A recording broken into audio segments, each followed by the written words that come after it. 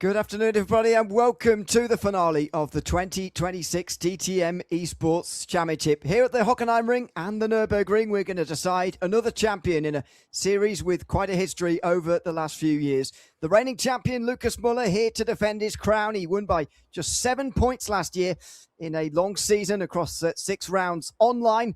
This time around, it's a LAN finale, all in the same place. He won't be up against Isaac Price, who's not here this year, but many of the other contenders are, and it's all set. The stage is set for a great final 4 races. Short and sharp races, they are 27 minutes each in length, and everybody, all 20 drivers who are there and ready to go, all with a chance of winning the 2026 title after qualifying through the online procedure. Good afternoon to everybody watching along at home. Great to have you with us. I'm Unalira alongside Tara Thacker for this final round of DTM Esports competition in 2026. 20 of the world's best in sim racing here, Darrow, competing for one of sim racing's top prizes these days, certainly over the last few years. The DTM Esports Championship, with perhaps its most dramatic finale yet to come here. 4 short and sharp races. Haven't done this as a format before. Very much looking forward to seeing how it pans out.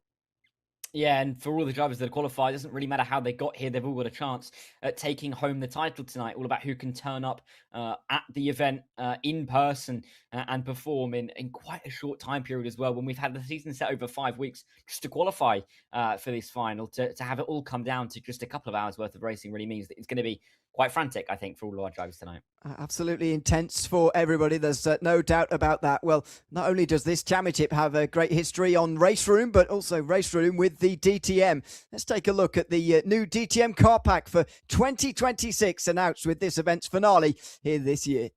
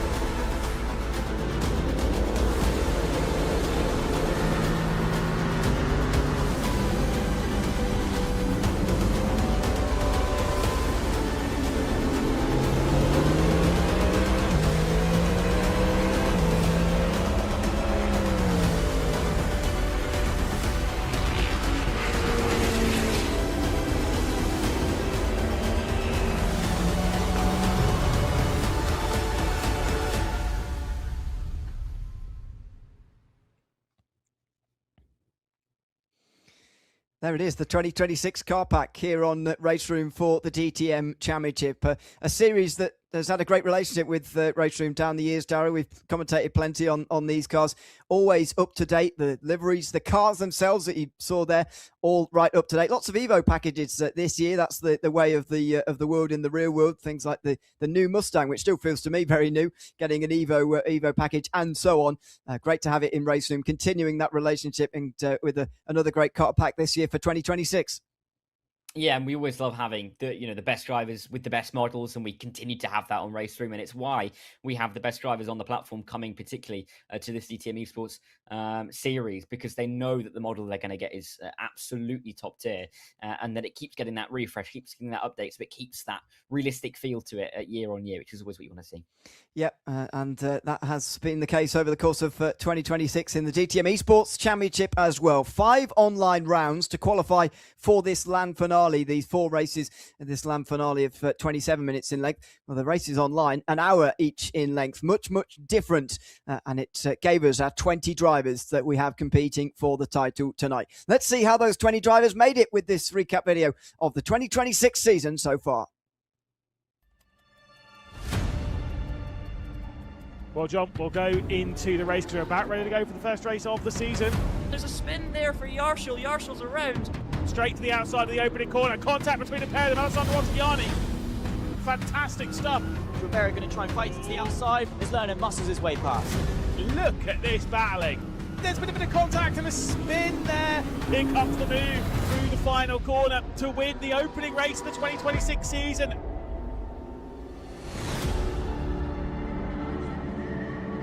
The championship kicked off by the dunes of Zandvoort, with Alessandro Ottaviani taking the first pole position of the season in the Team Vitality Porsche, with impressive Spaniard Manuel Vera alongside. This new look 2026 season also boasted an all-new format: 1 race, 60 minutes, 2 mandatory pit stops. And early doors, as the leading Porsches broke away, a mistake through Skivolac from RaceRoom special event star Tomas Ribeiro allowed Maximilian Benecke through and into the podium places.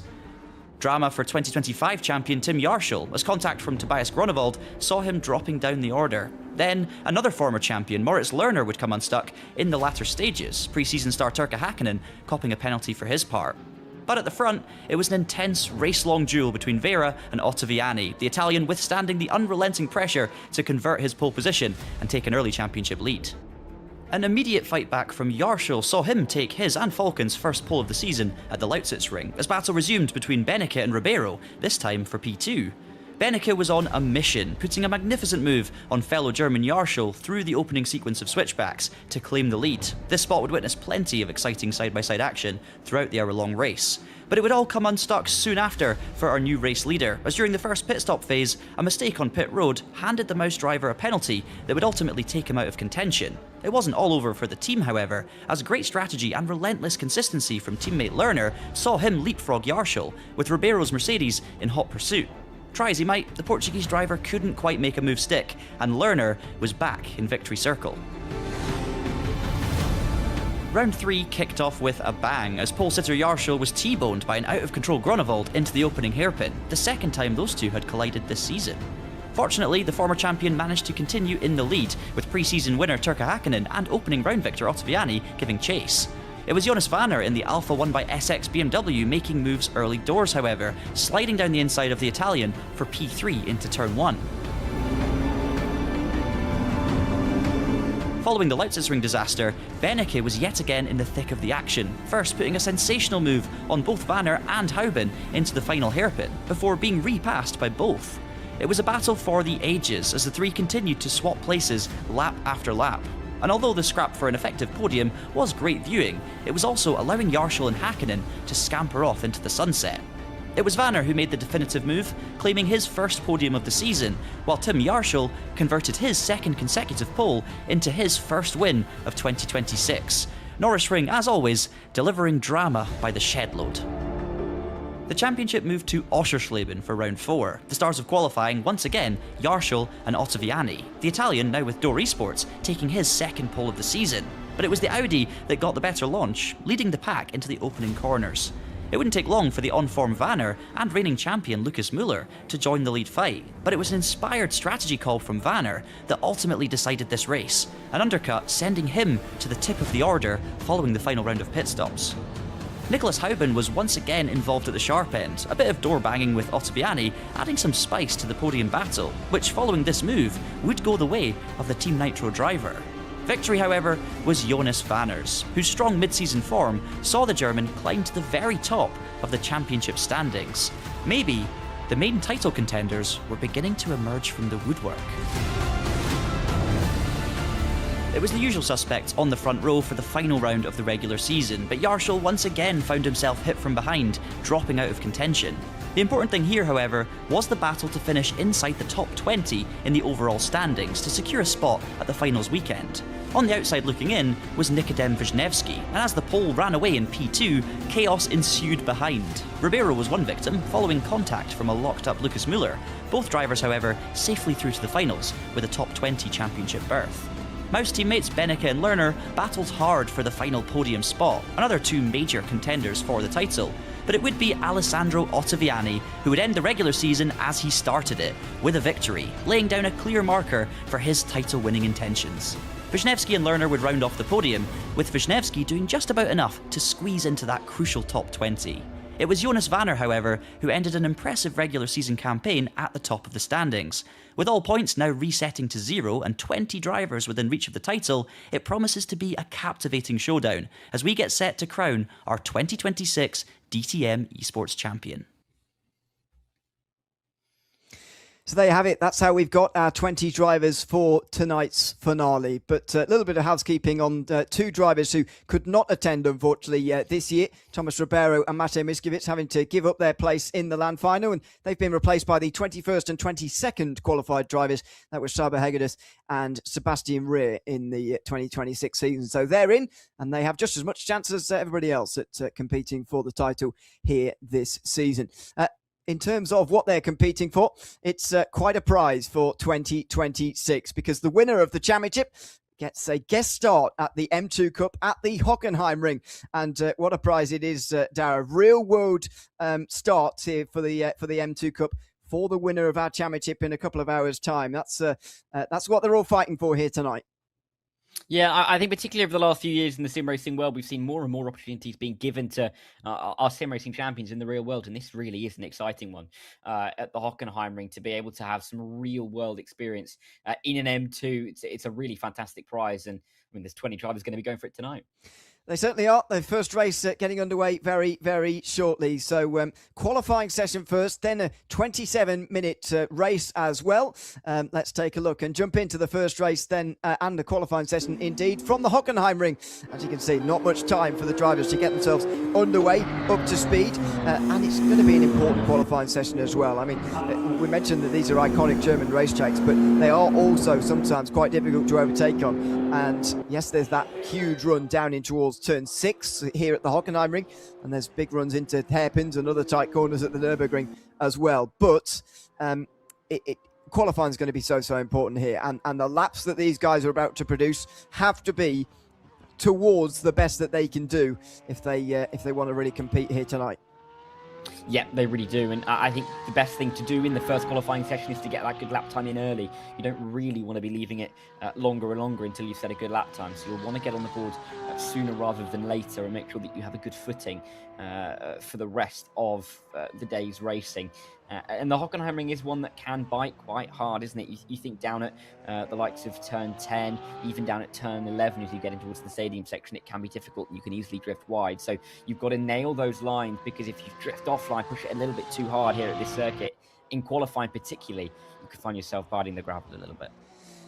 Well, the first lap time's about halfway through now, switching left to right here through turns 8, 9 and 10. Before the final sector, the sweeping turn 11 at the Mobile 1 curve here. In a GT3 these days, really fast with the downforce that these cars have. And then in towards the banked Sachs curve at turn 12. And then the little left and right before the final two turns. And Miles here coming with representation from Moritz Lerner and Max Benneker, 5th and 7th coming into these final 4 races. Out through the final turn here for one of those two now, and up towards the start-finish line at the end of lap number 1. Yarshall, the best of the qualifiers so far, with a 36.4. Lerner goes into 6th position. Max Benneker, can't see him on the board at the moment, that's just my eyes. 4th place, he goes first of all. So first lap times come in, everybody's got one in, although Ottaviani without a representative time, and he is 2nd in the championship coming into this. Not a great start for the Italian, 2.7 seconds off the pace. Yep, and at the moment, the front row is made up of the drivers 9th and 14th in the championship going into this, so it's not necessarily the championship contenders who are performing at the top. This is Philip Dries, who's currently 3rd, 16th and 11th in the championship coming into this one. So it's a bit of a mixed bag early on here. Like I said, the drivers that would be hoping to get a good lap time on the board early, at the top of the championship, looking to try and take home the big prize tonight, haven't necessarily got the extra 10th or 2 in the first runs. We'll have to find a little bit extra, but Jarshall, fantastic start for him, and he obviously won back at the Norris ring. He's looking to back that up.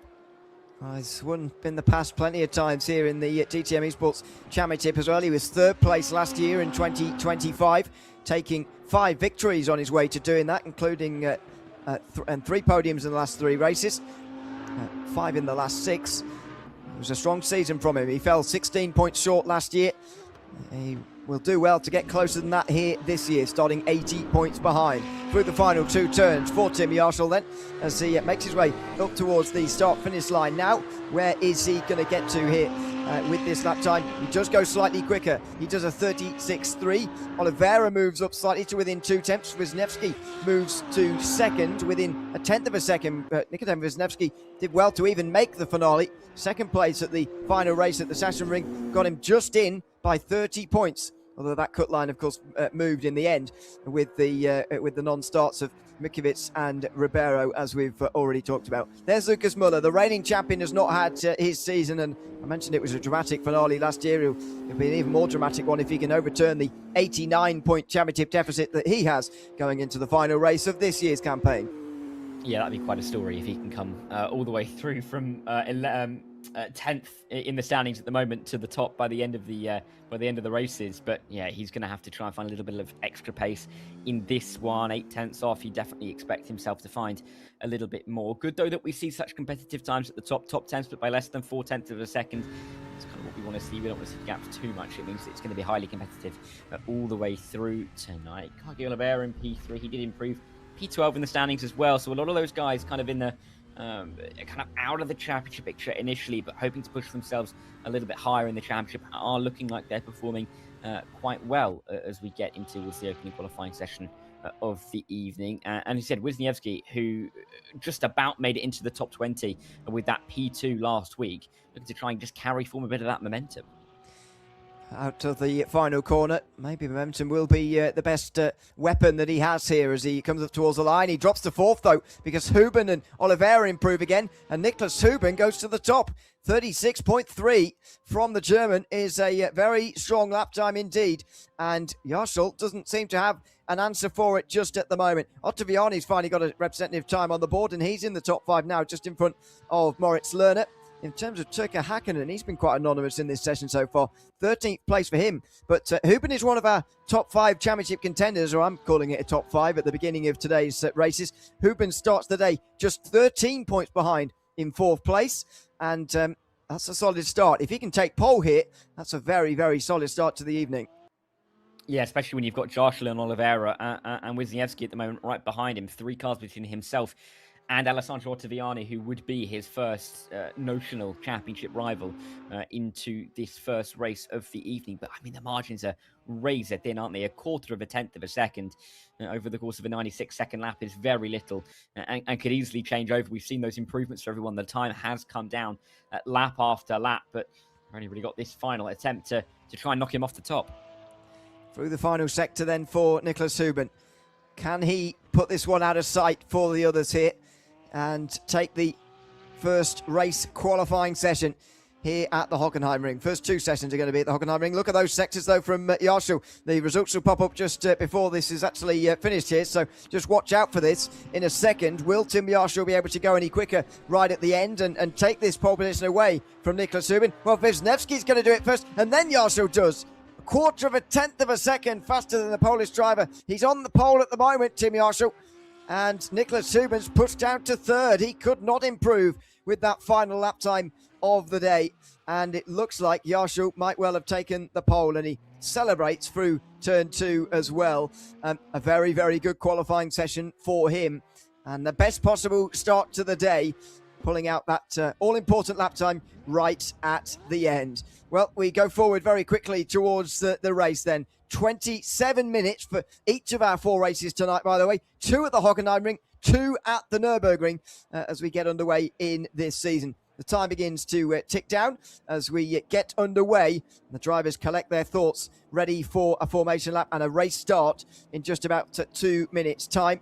What a lap from Yarshall at the end. And one important lap as well. You mentioned momentum in the case of Wisniewski, but momentum in terms of starting off the evening correct as well. This is 4 pretty close together races in terms of the wet downtime between them. This is all happening over a 2-hour period or so. Momentum throughout the evening going to be so important as well.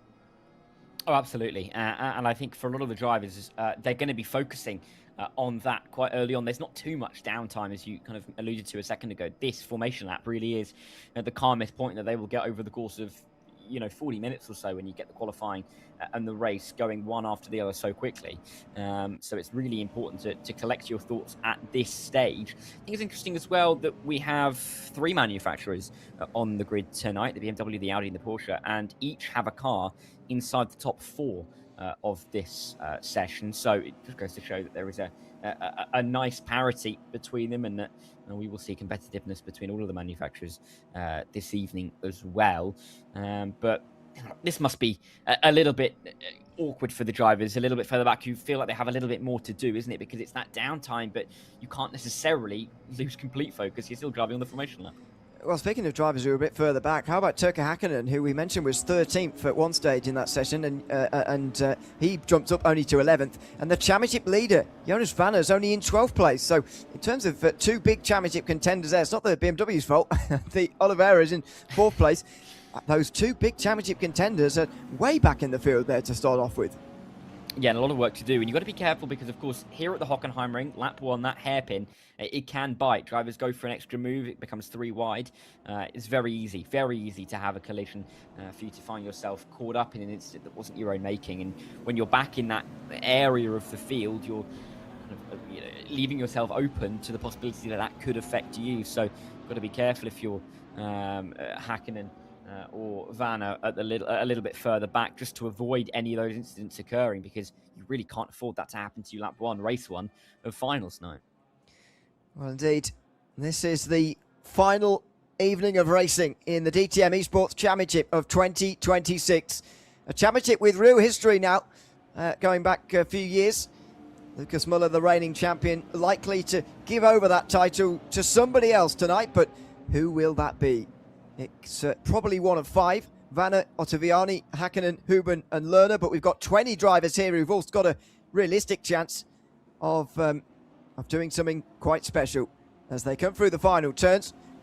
It is going to be Yarshall in control of the field.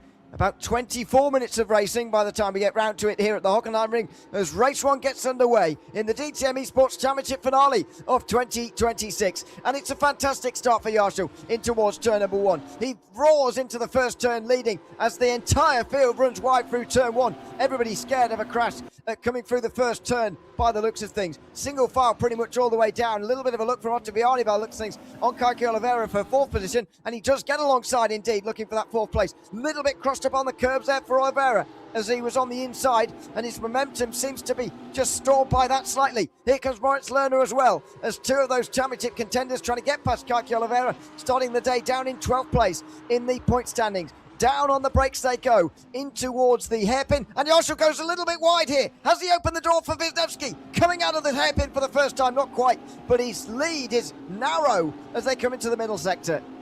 Yeah, he led comfortably through turn 1, but went wide at 2, has gone wide at 6 at the hairpin as well, and he's given Wisniewski a chance and a look down in towards this Mercedes grandstand section. There's a little bit of contact as they work their way through 9. They just about sorted out as they get through 10, but now Huben has got onto the back of this, and of course he's 4th in the championship coming into tonight. He can see an opportunity to try and get through on Yarshall and Wisniewski, and this could be really important for him if he can try and find the line. But for Tim Yarshall, I mean, he had such a lead through turn 1 after a great launch, but he wasn't able to capitalise on it. He's allowed the others back in.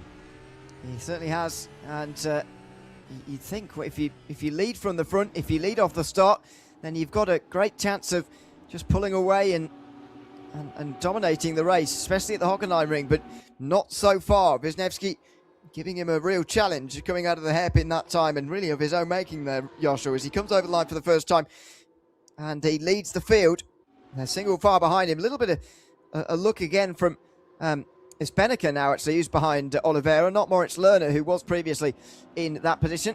This is back at the bottom end of the top 10. Julian Kunze is just the last driver inside the top 10 and only just in front of Jonas Vanner. Turkka Häkkinen's had more trouble here on lap number 1 and drops down to 20th position as Vanner the championship leader, tries to get past Julian Kunze and get into the top 10 here. Bit of side draft. Oh, and a bit of side contact there coming in towards turn 5. It's a bit of side-by-side up ahead as well as Max Benneker challenges Kaki Oliveira on the inside line. Kunze are able to keep Vanner behind him, though, into the hairpin there. Yeah, just about sorting it out without too much contact, but really important there for Jonas Vanner to try and make this move stick. Of course, he can't really afford as championship leader to be sat down in the bottom half of the order, and that's currently where he languishes for the time being. No change really at the front. Jarshall's kind of got a bit more of a grip on the race than he had before, and Huben's got to be keeping an eye on Ottaviani behind him. There's only 9 points between them coming into tonight. Huben 4th in the championship, 13 points off the lead. So this is a good spot for him to be in, because as it stands, he's getting points on everyone around him, but that's only dependent on whether he can keep the Italian behind him. Well, indeed. Through the final 2 turns again. Wisniewski ahead of Huben by some way. Huben looking behind him at Ottaviani at the moment. Ottaviani, who would become the championship leader as things stand, although he would be letting Huben get a little bit closer to him. It would be very close between those two if it stays as is at the moment. Here's the reigning champion back here, Lucas Muller, 13th place, and he's under pressure from Manuel Vera coming in towards turn 2 here. Tobias Grunewald is next in line there as well. It's all one long line here at the top 19. The incident for Turkka Häkkinen, of course, has taken him off the back of the field, but for the rest of them, it is all one long line. And look at the movement up ahead there, side by side for Ottaviani and Huben as the Italian gets through. And now the Maus guys are trying to get past Kaki Oliveira as well. Max Benneker on the inside moves through past Oliveira. He wasn't able to help his teammate do the same though, so Moritz Lerner's going to have to start from scratch, and he's going to have to make this pass by himself as well.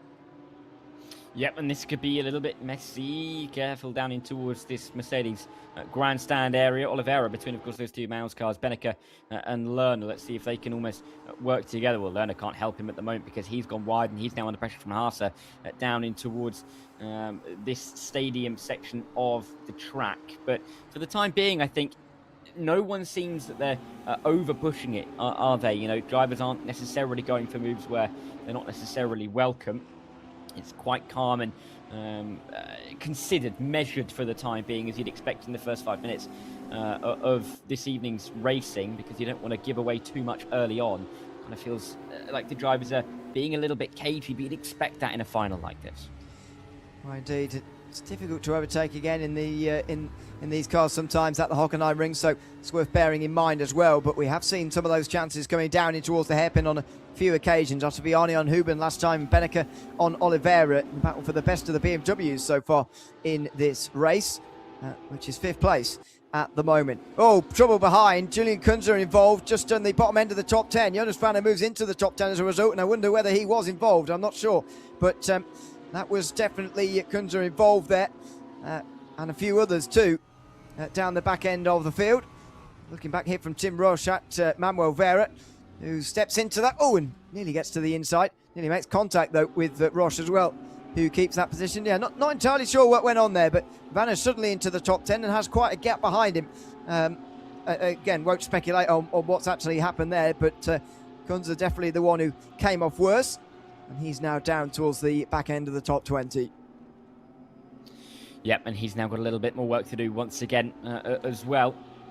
It's never good to leave yourself too much to do early on, of course, but that is kind of what he's going to have to try and recover from over the course of the rest of the race. Only really 6 minutes have gone after we started at around the 24-minute mark, but a lot has happened. Jarschel, of course, did give himself a little bit of a headache off the start by going a bit wide, but he's pulled that gap out to Wisniewski, and Ottaviani's now the one trying to pressure him. And I don't think that'll be too long before we see him going for a move. Look at how close Vera's getting through the final couple of corners. You can never really make a move through there, but we felt like he was trying with how wide Roche was going. Yeah, it's no doubt these guys are pushing hard. Vera again through turn 1. What a run he's got this time in towards turn 2. He looks to the outside again here at turn 2. Turns to the inside in a moment through turn 3, but also the long run through the parabolica as well. Roche able to hold on ahead of not Lucas Muller, but Manuel Vera for 12th position. Not the greatest run for the Spaniard, but he's going to get straight back into the draft, and he'll have another look coming down into the hairpin here. Outside line, brakes late, and Vera is going to find that a very, very long way round indeed, although he keeps his car alongside, so he's got a chance here coming in front of the Mercedes grandstand in a moment. He will. Let's see. Is there a chance as he gets a bit of a cut back? He can go underneath in towards this left-hander. He'll have to walk it around the outside, but he's gone late on the brakes. Oh, he's beautifully done it. He's nailed the apex point. Of course, he's had a car on the inside, but Manuel Vera, beautifully done, getting himself in front. And now we can try and chase after Muller in front, but that was a fantastically crafted overtake. He judged it to perfection, and Rush didn't really he gave him too much space, if anything. Gave him too much liberty to walk around the outside.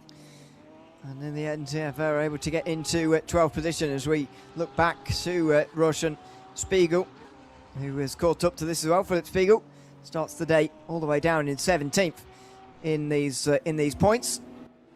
And they come over the line again with just over 15 minutes to go. This is where all the action is. There's not too much change happening in the top 5. In fact, no change happening inside the top 5. The first battle really is for 6th place as Oliveira tries to keep Moritz Lerner behind him and Florian Haase and the rest of them as well in that big group.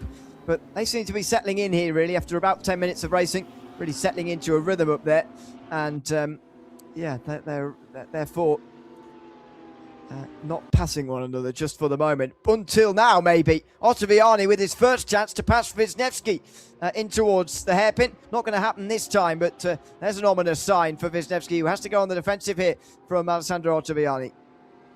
Yeah, and Ottaviani's going to just get into his mirrors down in towards this tricky right-hander. It's flat out, really, but Ottaviani's going to claim the inside line. Is he? No, he's going to sit back and wait. Again, just getting in the mirrors. You could see how that affected Wisniewski, though, pushing him a little bit wide, forcing him a little offline, not wanting to take the apex, just in case Ottaviani's nose found itself there. But the Italians just getting in the wing mirrors. Oh, spinning behind. Is that Haase? Yes, it is Haase going around. He will drop right the way down the order. That'll promote pretty much everyone else around him. And that was coming through turn 10. Ottaviani still trying to chase Wisniewski, but any look he makes and any wide line that Nicodem takes is going to allow Tim Jarschel to get a little bit further away. Yeah, indeed. Just for the moment, Jarschel continues to run away at the front of this field because of this battle for second position. And you can see how Huben is closing in as well. Benneker and Oliveira, 5th and 6th position at the moment as well. Fighting themselves, but that's Benneker, who's recently got past Oliveira here, of course, into that 5th position. Max Lerner is sort of hanging on the back of them as well as things stand. But I say just over 10 minutes gone in this first race of the day. 4 sharp races to end out this campaign for DTM Esports in 2026. And here comes Huben now. Ottaviani gave that challenge last time out and he was unsuccessful. Here comes Huben, maybe trying to step into that to take advantage. Can't quite do it into the hairpin. No, can't quite do it just yet. And Huben now the one trying to put Ottaviani under pressure in a way that I don't think Alessandro would have wanted and would have felt very welcome just a lap ago when he would have felt like he had a chance at getting through for P2 himself. But this trio of Porsches kind of on their own at the minute. They've got enough of a gap ahead of Benneker, who's defending from Kike Oliveira at the moment for P5. But the little bits of fighting that they are doing, they are allowing Tim Jarschel just to get that bit further away in his Audi at the front. And with a 2-second gap, he's going to be feeling ever more comfortable as he gets to about the half-race distance when he comes around the final couple of corners. But Wisniewski looks like he's had a bit of a better lap, though, hasn't he? Because he's gained a couple of tenths away from Ottaviani. And in all of that, Huben has made a mistake in this section and has dropped off the back a bit. Yeah, there's Jarschel still leading the way at the front of this field. Just over 2 seconds the gap, and it's increasing to Nicodem Wisniewski and Alessandro Ottaviani in 3rd place, though Max Benneker as well back there in line. He's currently 5th. That's the look back from the current race leader Tim Jarschel. 12 minutes to go. He's looking comfortable. Wisniewski would have been on the defensive there. Goodness me, Ottaviani was coming up very, very quickly indeed. It's Manuel Vera who's had trouble. Yeah, that is Vera, sorry. Spiegel gets past him. Seemed to be slightly wrong-footed there, maybe in a battle with Tim Roche, who he was having a battle with earlier. And there's Oliveira again. Now, that was a real feisty battle here because he's passed Benneker again. They were on slightly strange lines there, the both of them, as Oliveira gets down the inside. He passes Max Benneker for the 5th position.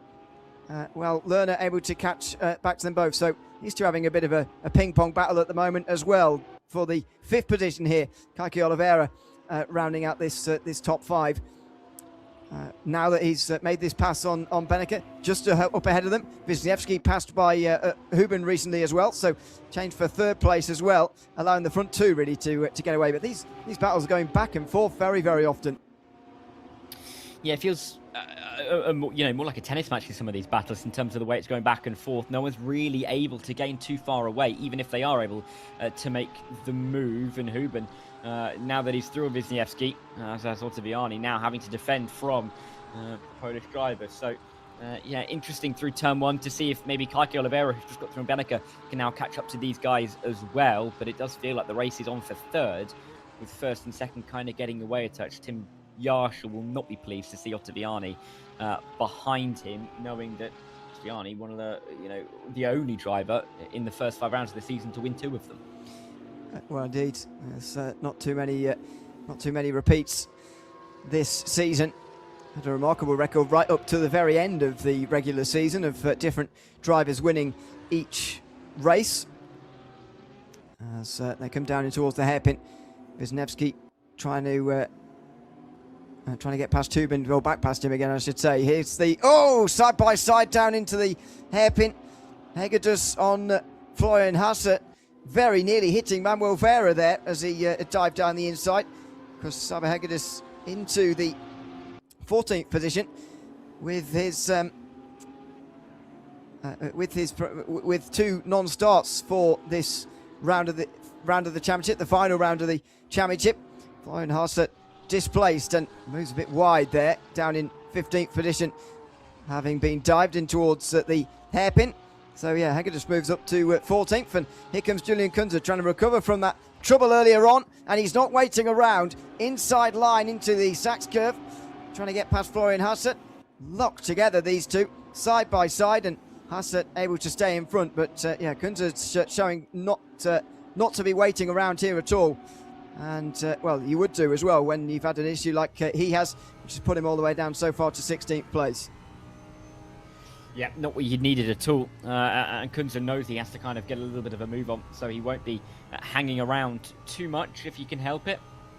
And there is the view back from Florian Hasse to Julian Kunze through into turn 2. But he's more than safe through this part of the lap. But good exit seems from Kunze. Could set him up nicely as we run down in towards the hairpin.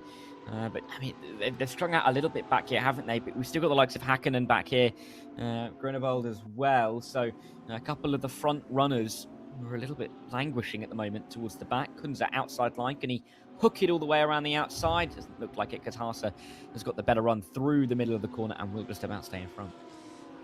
Yeah, for now. He's got some urgency about him, though, at the moment, Julian Kunze, at the start of this one. As a look from the inside for Florian Hasse. He can't move there. And here is the battle for third again. Nicholas Huben in that third position in front of Nikodem Wisniewski, and Kaki Oliveira and Max Beneke all next in line. This battle for third position is a very important one at the front of the field. It's 30 points on the line here. Obviously, the higher up you get, the gaps between the points in terms of tonight's races get even larger. And so these positions at the very front do matter an awful lot. On board with Kaki Oliveira here through the first turn. Nikodem Wisniewski in his sights here, and he's made a good start here after initially being overtaken by Max Beneke. He's won that place back again. Now looking to take another couple of positions back. And he hasn't got too much pressure either from behind from Max Beneke either, which will be of great help to him. Now through the opening corners and down the Parabolica straight now towards the hairpin. Kaki Oliveira in behind Wisniewski, too far behind at this time. And with only 7 minutes to go, you wonder whether he has the time to make a move, just like these guys do back here. Yeah, exactly. 7 minutes to go means, a handful of laps left for these guys to make moves in the background. A couple of drivers going through. That's Hegedus, I think, allowing Haas from Groenewegen through. It almost looked like, I don't think he was doing that, but either way, they're both through and ahead. And looking now to fight for P15 now, Haas and Groenewald, who will appreciate the extra couple of points, or the extra singular point, I should say, down there for the gain of position as they continue to battle through this part of the race. Interested really that Calcalavera has got away a little bit from Max Bennerkers. Look at the timing page, and he's chasing after Wisniewski, who is himself behind Huben. So maybe we could see a battle on go there for P3 later on in the race, but we'll have to bookmark that because they're not quite close enough just yet. Grunewald looks like he's close, but obviously not quite close enough. You're never going to make a move through the stadium section unless you're side by side into it, really. Right, exactly. It's surprisingly narrow. You forget just how narrow sometimes. Philip Spiegel just in front of Manuel Vera back here for 12th position. Not the greatest run for Vera. He needed a good run out of there through turn 1. If he wanted to pass down here, surprisingly good overtaking chance sometimes towards turn 2 here, but not on this occasion. Up over the curb on the inside for Philip Spiegel, who moves through and will hope that exit is good enough. Manuel Vera gets into his slipstream though. That big BMW offering up quite a draft for the Porsche in behind it. And so Vera is able to gain the speed. He moves to the outside line now and in towards the hairpin. Brakes late, but it's a long, long way round there and a very tight hairpin indeed. But he might have done it here. Round the outside, might give him the position. He needs to go around the outside again here through the fast right-hander, but then he's got a chance at the inside in front of the Mercedes grandstand here for 12th. And he's got it, Vera, on this occasion. Spiegel tries to turn underneath him and does get alongside him, but can't repass. And eventually, Vera does make a nice pass and move up into 12th position.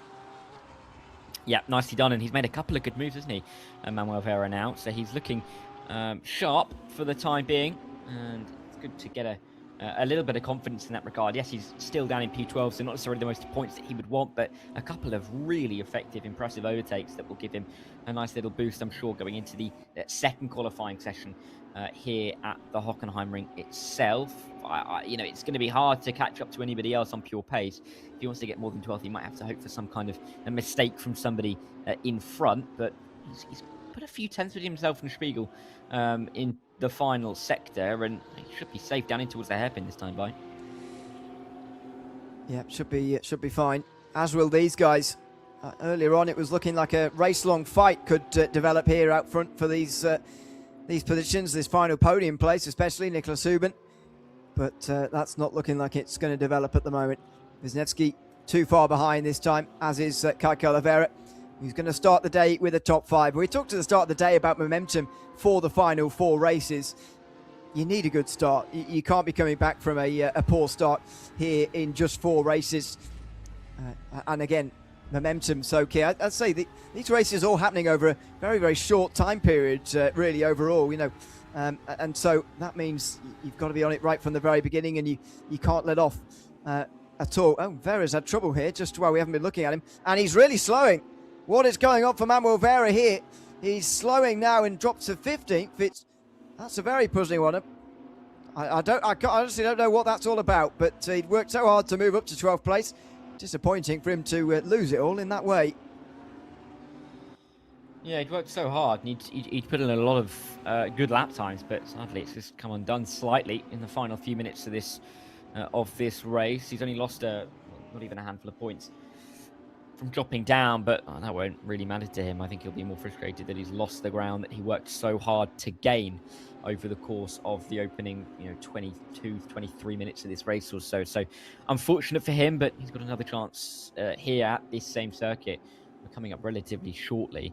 Julian Kunze, he's P12. He's got a nice gap back to Spiegel, but again, I don't think he's going to be chasing after Tim Roche anytime soon. The gap is just a little bit too big to close in just a couple of laps.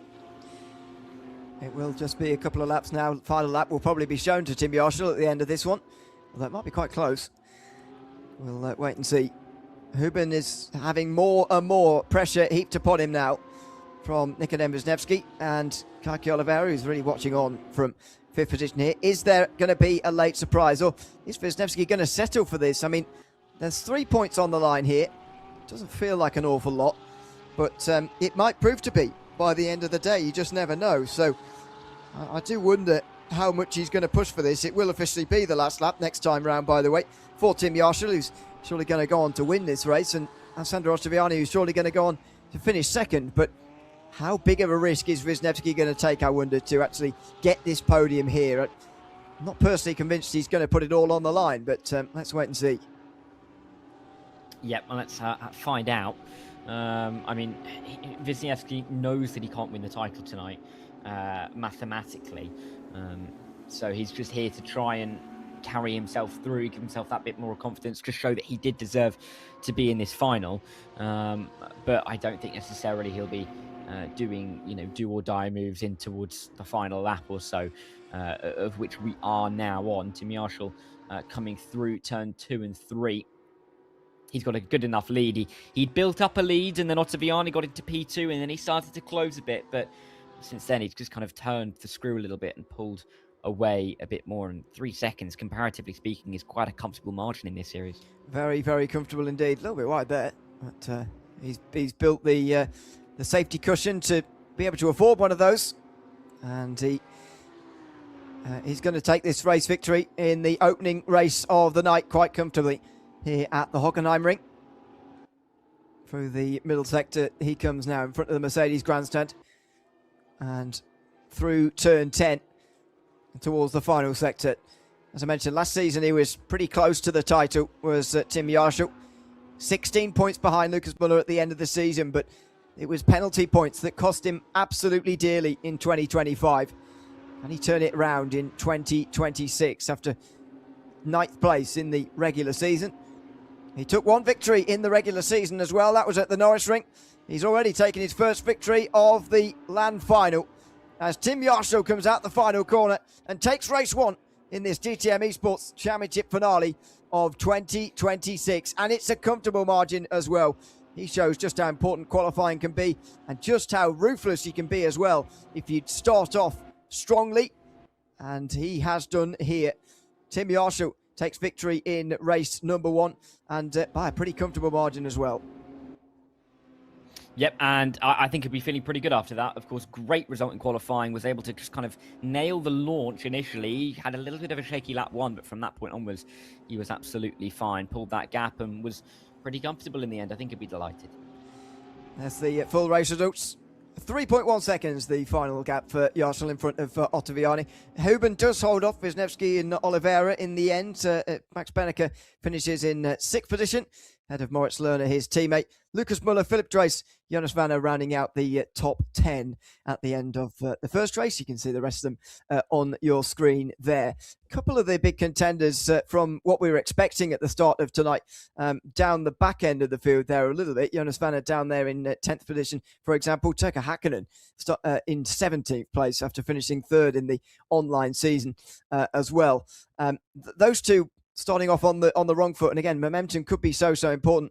I wonder whether in that first race we've already sort of narrowed the contenders down for among those who've really finished that first race up towards the front. I really wonder whether those are the ones who now believe they can go on and win this, and not the likes of Häkkinen and Vanner, who had good seasons previous in the online rounds, but not a good start today. Yeah, and I think it's clear that with obviously how we come into tonight's racing, that the guys at the front now are going to feel like they can carry through those points throughout the rest of the session. And of course, Tim Marshall with the best start of anybody this evening. Ottaviani is just thereabouts. Wisniewski here tonight, getting some good points as well. So we'll have to see how that carries through. We certainly will. Well, the second race is also at the Hockenheimring. It will once again be the same format, one qualifying session followed by a 27-minute race as well. So let's take a look at qualifying here in race number 2.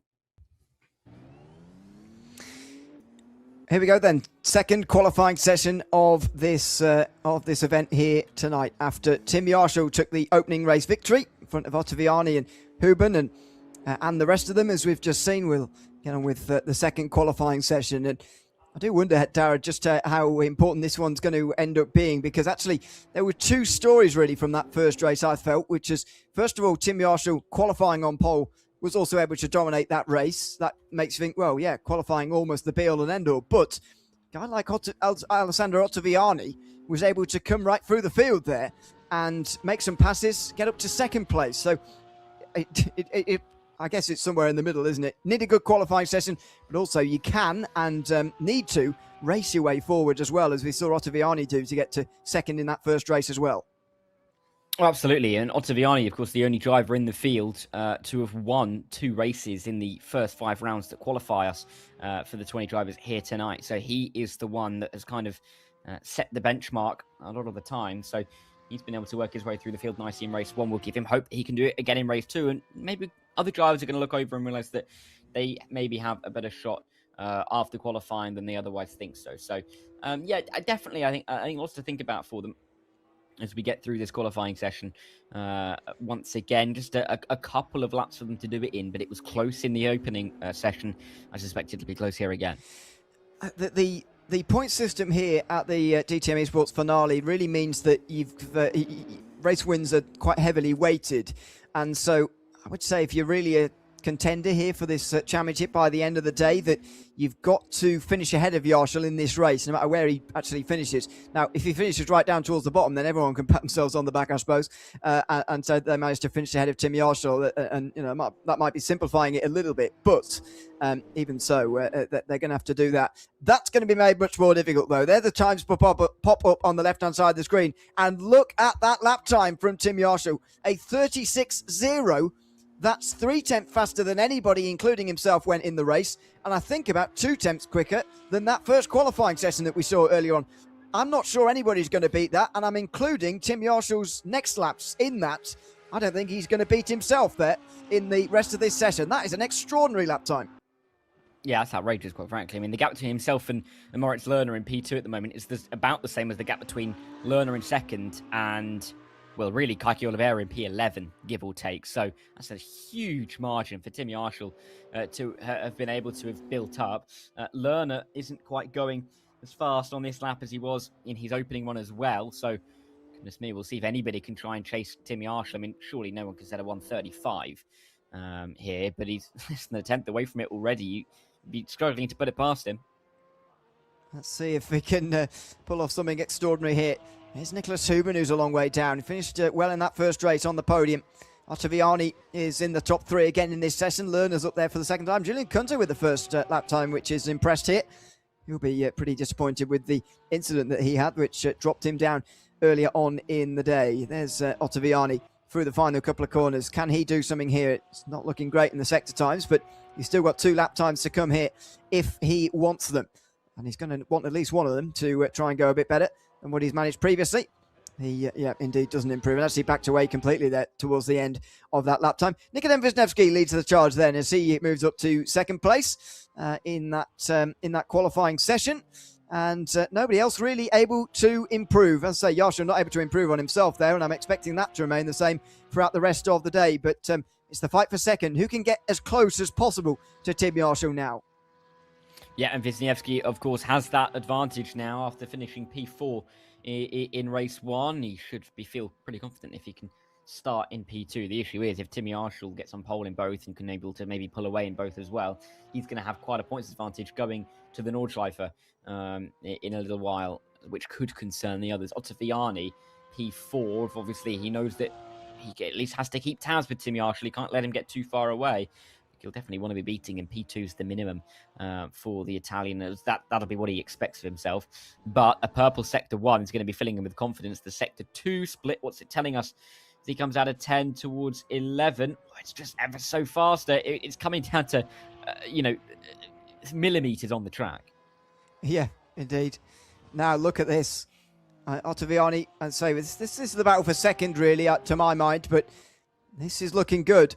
I mean, those purple sectors indicate that he might be going quicker than Yarshall, and if he can pull this one out through the final sector as well, it would be something absolutely extraordinary. Through the final turn for Ottaviani, are we really seeing our top 2 really define themselves here in Tim Yarshall and Alessandro Ottaviani? Over the line, it's not quite enough, but he's gotten closer than I imagined anybody would. 34 thousandths of a second behind. And to be fair, Wisniewski's got pretty close. So that, I think Wisniewski's time might have been good enough for pole in the previous qualifying session. Certainly close to it. Ottaviani backs off. That's him done for the session. It looks like Wisniewski's carrying on, and that first sector's looking good. But Yarshall's still looking safe there. Ottaviani giving him a scare, but 34 thousandths away, and Ottaviani will be at best in second at the end of this session.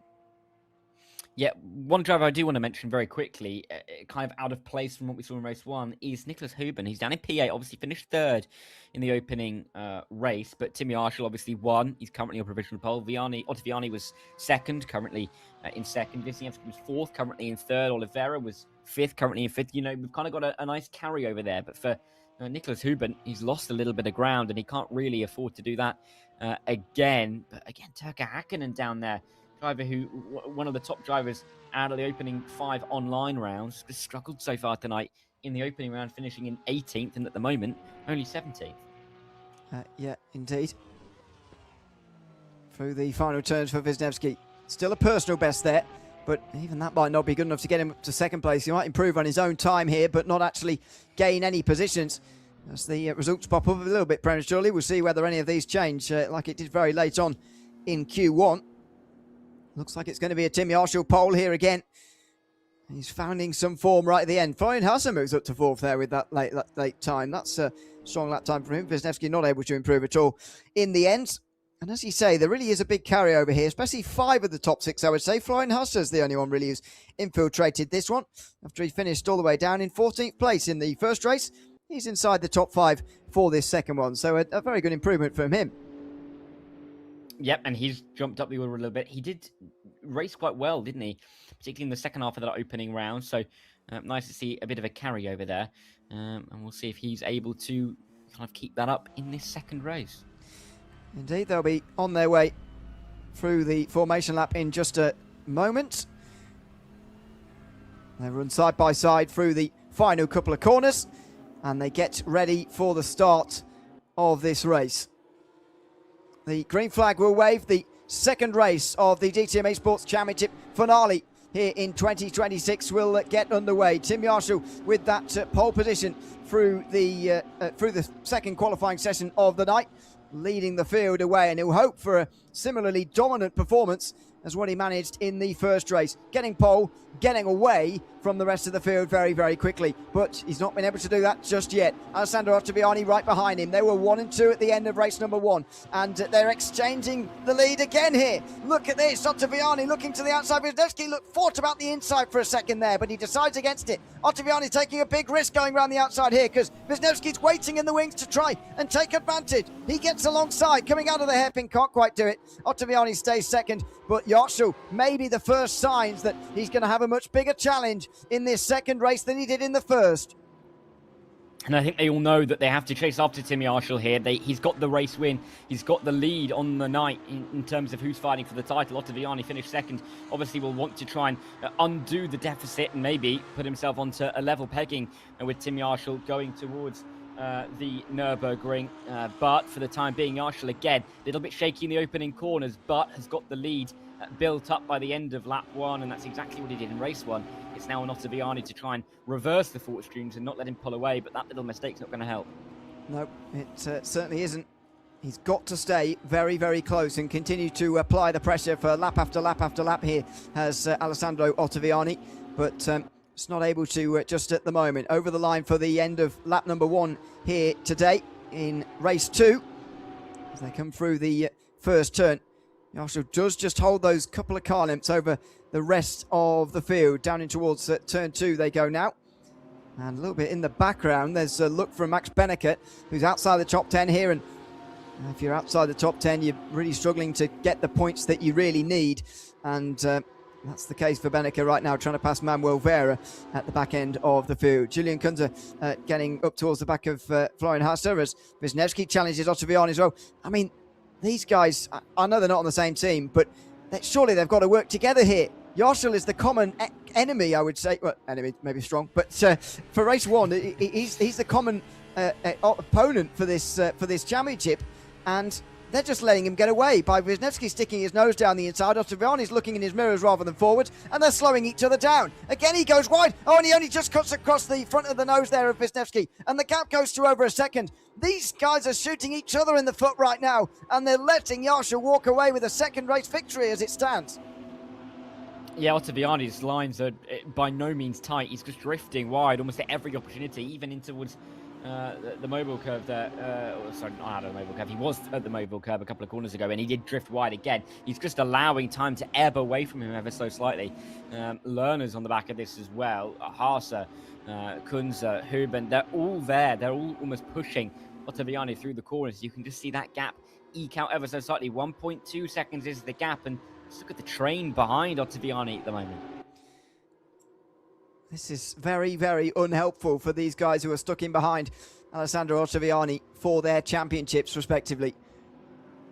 Moritz Lerner queued up next in line. 4th place for him at the moment. After that race 1 performance, finishing in 7th. He's got half the points of Yarshall already, so you've got to be trying to work together here. But they're just not, these two. Ottaviani puts on the defensive. Wisniewski goes to the outside.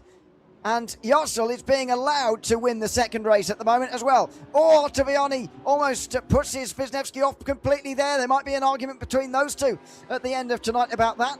Here comes Moritz Lerner now on the straight towards the Mercedes grandstand. He's looking left and right. He gets alongside Wisniewski in the end. He's trying to stick it down the inside there. Can't quite do it in the end. But, yeah, Ottaviani defending hard. And as entertaining as it is, it's unhelpful for these guys. They are letting Yarshall get away, and now they're just trying to pick up what they can. Damage limitation. These guys have got to try and finish second for their own races here. They can't let Yarshall get too far away. No, they can't, not at all.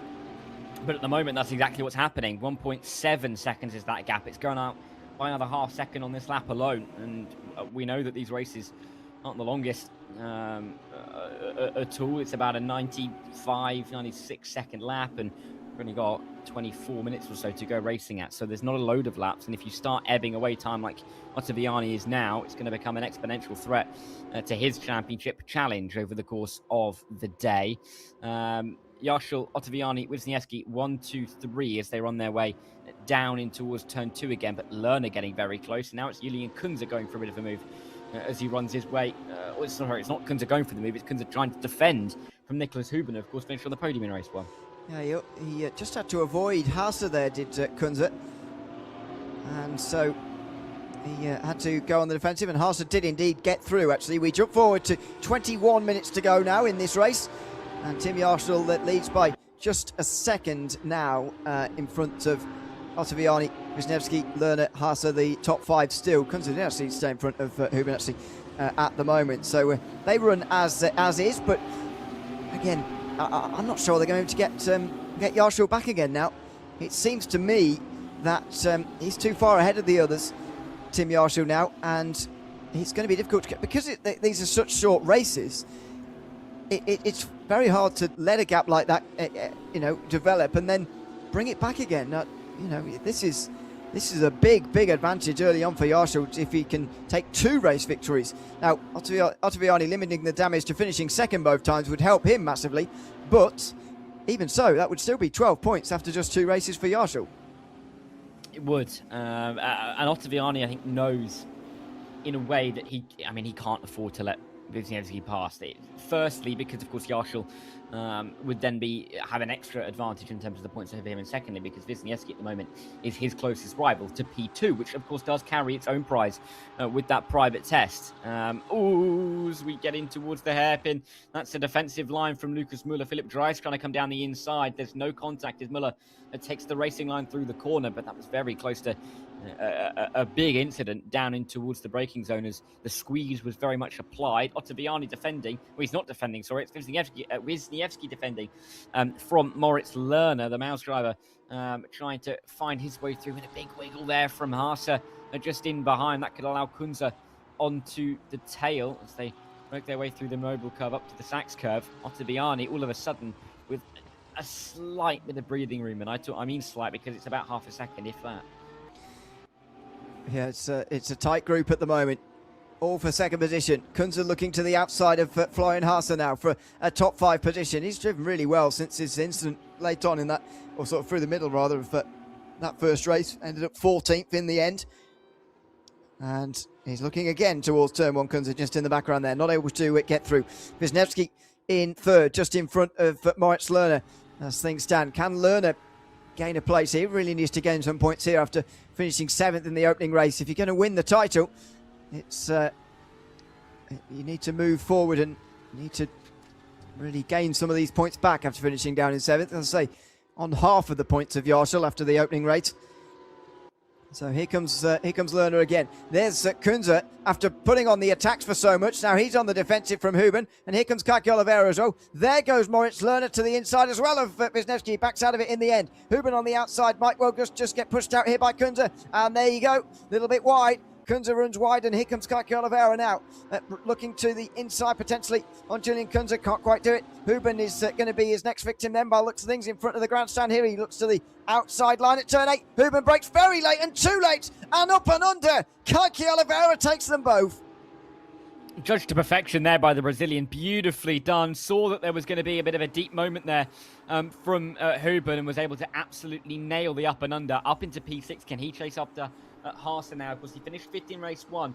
He's looking currently at a top 6 finish in race 2. He's carrying forward good points towards the Nürburgring. So I think he's going to be feeling pretty pleased about how this is going, but he needs to make advantage of this. He pulled away in race 1 when he made moves. He needs to do it again in race 2. Yeah, absolutely. Well, this group has just broken apart a little bit because of this battle, but we've got to make use of that now by distancing some of those behind. And suddenly, Kunze, after looking at the top 5 position potentially, it's all the way down to 8th position behind Huben and Oliveira in that exchange. So, yeah, in the end, that dive from Huben did work in terms of getting ahead of Kunze, but didn't actually gain any places overall in the end because Oliveira just overtook them both. It's a long, long train down here, all the way down pretty much to the back of the field, almost. Certainly down to about 16th. As you can see in the background there, Philip Spiegel, very much involved in this. It runs all the way from the very front of the field, really, although Ottaviani no longer the cork in the bottle. It's Moritz Lerner who's gotten past Nikodem Wisniewski. There goes Kunze, the response, and he goes into the side there of Nicholas Huben, and he gets his position there, so he gets back up to 7th, but I feel those two getting more and more irate with one another the more times they pass each other. Yep, they're not going to be friendly at the moment, are they? I know it's a bit early for Christmas, but cars don't look like they're in the offing. Inside line, that was a late move, but it worked out quite nicely. They're side by side, just in behind. Kunze trying to keep this one going. As Vanner and Groeneveld battle as well. This is the view from Hauben backwards. That was Vanner and Groeneveld going in towards the Mercedes grandstand section at 8, 9 and 10, just about putting himself in front. But Nicholas Hauben, I mean, he's lost Kaki Oliveira, isn't he? He's a 2.5 now. He's now battling with Kunze to keep hold of his P7 when initially he'd be fighting with Kunze for P6. But the move that he put on, yes, he got it past Kunze, as we've said, but it's allowed Kaki through, so he's lost the points he could have gained. Yeah, indeed. I'm very much enjoying this battle, though, between Huben and Kunze, I've got to say. Again, not helpful for their races, particularly, I've got to say, but it's very entertaining. Here comes Moritz Lerner, ahead of Wisniewski now, but how long is that going to be the case for? He's looking a little bit vulnerable here, coming out of turn 2 and 3, and surely Wisniewski is going to be challenging to come through again. Lerner goes right to the right-hand side there to defend, making sure that Wisniewski couldn't go for it and then wants to squeeze back to the racing line. Very late on the brakes from the Porsche, which almost is able to take the racing line. That was very nicely done from Nikodem Wisniewski. He just about squeezed Moritz Lerner as much as he could have done, and he's able to get through with the outside line there. Here comes Lerner again in the slipstream, though, looking to the outside. It's going to have to be coming in towards the turn 8 braking zone. He's too far on the outside, and Wisniewski gets that 3rd place back again. For a track that has a reputation of sometimes being very hard to overtake, especially in GT3s, there has been some fantastic overtakes and battles here so far tonight. Yeah, that's what happens when you get the best drivers on the platform here. To try and battle it out, they really give it everything. A bit wide there from Lerner. Haase wasn't able to squeeze up the inside, but then wide from Wisniewski on the exit. It's going to allow Lerner straight back into the battle. So these guys really going at it, and Kaki Oliveira has firmly joined the party. He has got out of the chaos of that Huben Kunze Vanna Benneke battle, and he's now right up involved in the battle for P3, and he could really do with moving himself through the order, because at the moment, as things currently sit, he's about 7 points behind Sorry, 11 points behind Wisniewski in total, unless Wisniewski gets passed by Lerner, in which the math becomes a bit easier for him as they run their way through 3. But I think for Kaki Oliveira to get through would be the #1 aim of all of these guys. Oh, it's the slowdown for Wisniewski. He's been overtaken by Haase, by Lerner, surely by Kaki Oliveira as well. Yes, he will come through, so he's got down to 6. That's big moments. And Haase's going to step into this to maybe take that position from Lerner as well. He's looking for third. Oh, and Oliveira is looking to overtake both of them. He'd done a double on Huben and Kunze earlier.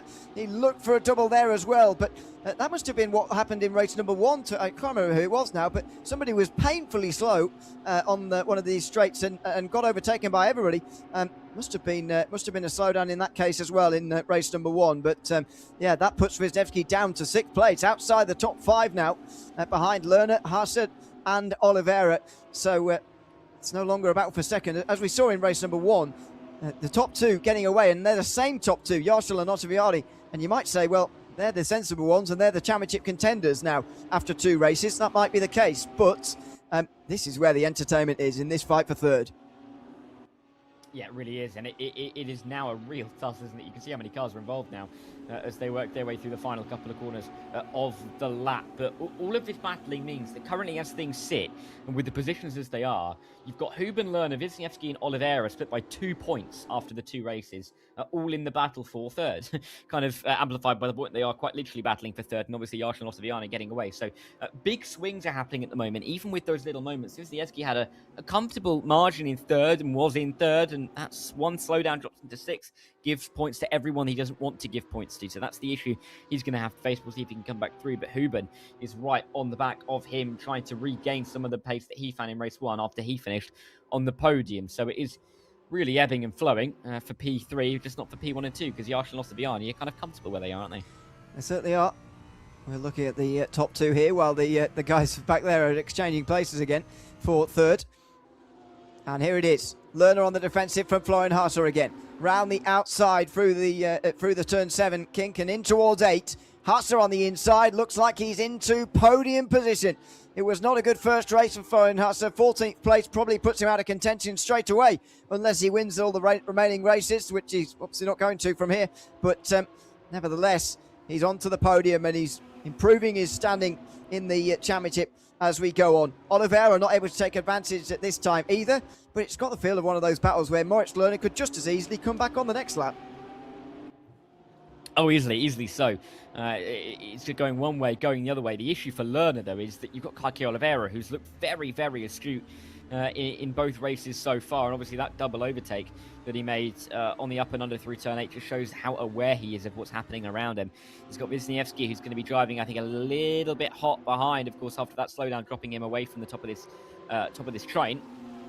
And he'll be hoping to get the positions back. And look at that, the exit through turn 1. He's nailed that. Is he going to send it into 2? No, thinks better of it. Sits back, but nearly Huben going into the back of him. To turn 2, and Huben's lost it on the rear end. I'm not too sure whether that was himself or whether he was helped, but now he's right out of contention after a podium in race 1. Well, I didn't see contact, but there may have been. Huben spins around coming out of turn 2, and that may put him out of contention as well. Stepping into this is Jonas Vanner and Manuel Vera, by the way. Vanner, of course, the regular season winner with 4,870 points, 4,870. Just slightly in front of Ottaviani and Turkka Häkkinen, all of whom made it very comfortably into the top 20 and into this finale. There's the reigning champion, #1 on his BMW. Not for much longer, it looks like. He's down outside the top 10 again here. Is Muller just not having the season that he did last time out. He was 8th place in the first race, which is not a terrible result. But I'm afraid it's not been his season really at all. He was 10th place in the regular season as well. Only won top 5, and that came at the Sachsenring. It's very hard to go back-to-back in a series like this. And yeah, Lucas Muller is not the bullet in the gun for Falcon Sim Racing this time around. It's Tim Yarshall who that team are landing their hopes on this time around. And it looks like that reigning champion is going to be giving up that #1, as I say, at the end of tonight. Yeah, but nothing really to take away from him, though, because, of course, he is having to battle with the likes of Yarshall and Ottaviani on their days, and they are really pulling the gaps out in front. I mean, a big shame for Huben to have dropped right down the order, But it's interesting because, of course, Huben, of course, got the podium P3 in race 1. And then it's kind of, he won't be scoring highly in race 2. Of course, currently Florian Haase is getting the podium in race 2, and he didn't score very highly, finished P14 in race 1. So it's allowing the likes of Wisniewski, Oliveira, Lerner, who haven't got a podium yet, to still be in contention up towards the front that little bit higher. Inside line then for Wisniewski, trying to defend from Kunze and Benneker, who actually I want to mention because Benneker finished in P6 race 1. He's now in P8. He was languishing kind of P11, P12 for quite some time, but made a couple of moves, and with the others making mistakes around him, has risen to P8. And he's one to keep an eye on throughout the rest of this race, because if he can get a couple more positions, get a couple more points, he's still kind of there or thereabouts, because he's currently sitting P6 in a championship in which he hasn't finished P5 in a race in yet. So, yeah, keep an eye on him throughout the rest of the evening.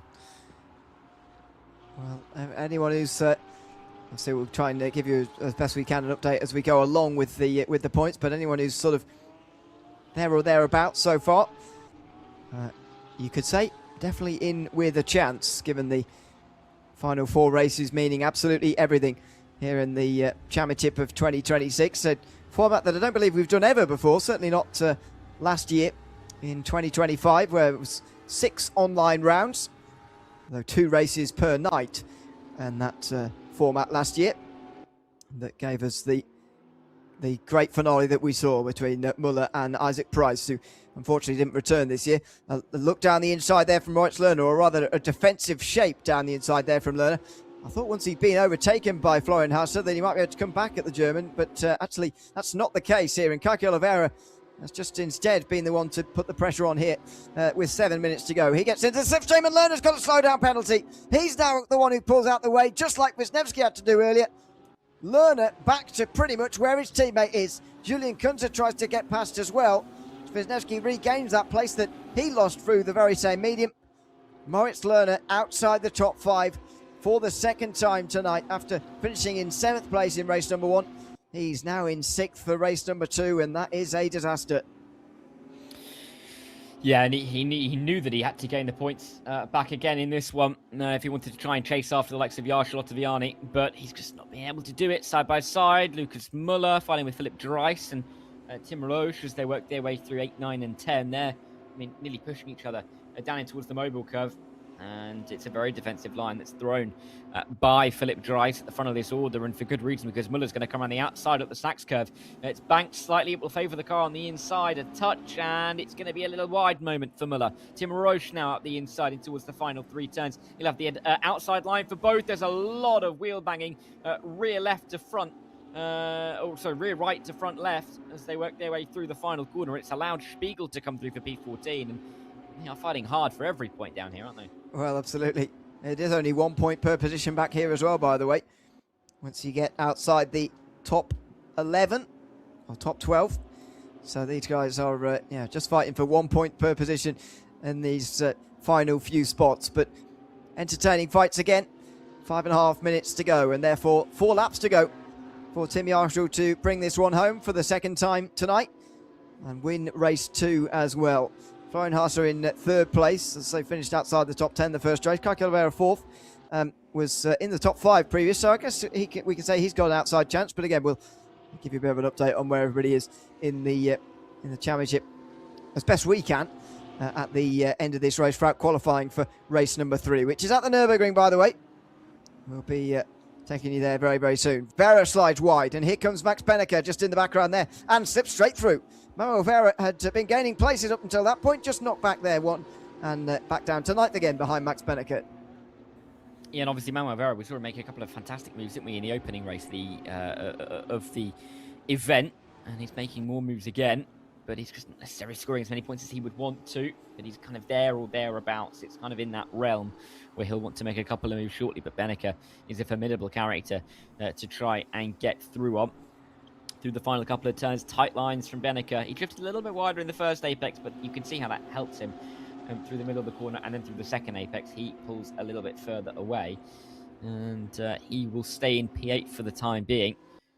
I wonder if he'll try and go up and support his teammate, because it feels like Lerner needs it at the moment. Dropped a couple of positions, and now really on the defensive from Julian Kunze. Yeah, there is the fight for 6th. The Maus drivers just outside of the top 5 on both occasions so far here tonight. The fact that the points get reset after the regular season was a big help to them, really. Lerner would have been 5th coming in if they'd have kept it as it was. Max Benneker would have been pretty much out of contention with the 7th. So they'll be glad that they reset, but unfortunately they've just sort of ended up where they were before anyway. He goes to the inside, Lerner, and gets through on Kunze this time. So back up to 6th again, defending from Kunze for that 6th position nicely. But as I say, if you're going to win this championship, I would have said at the start of the day, I did say at the start of this race, you've got to beat Yarshall in this race. At the moment, nobody is managing that.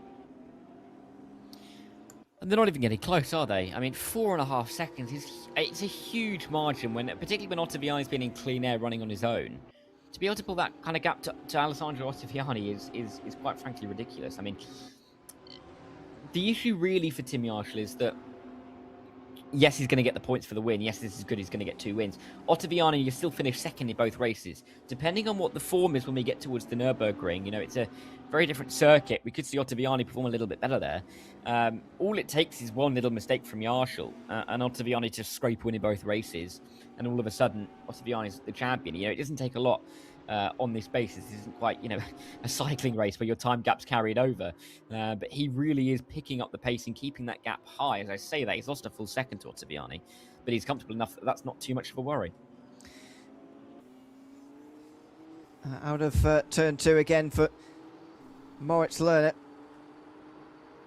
who will be looking in the rearview mirror here at Kunze behind, and potentially some others as well as they come up quite quickly. Look at the weaving around in the background there.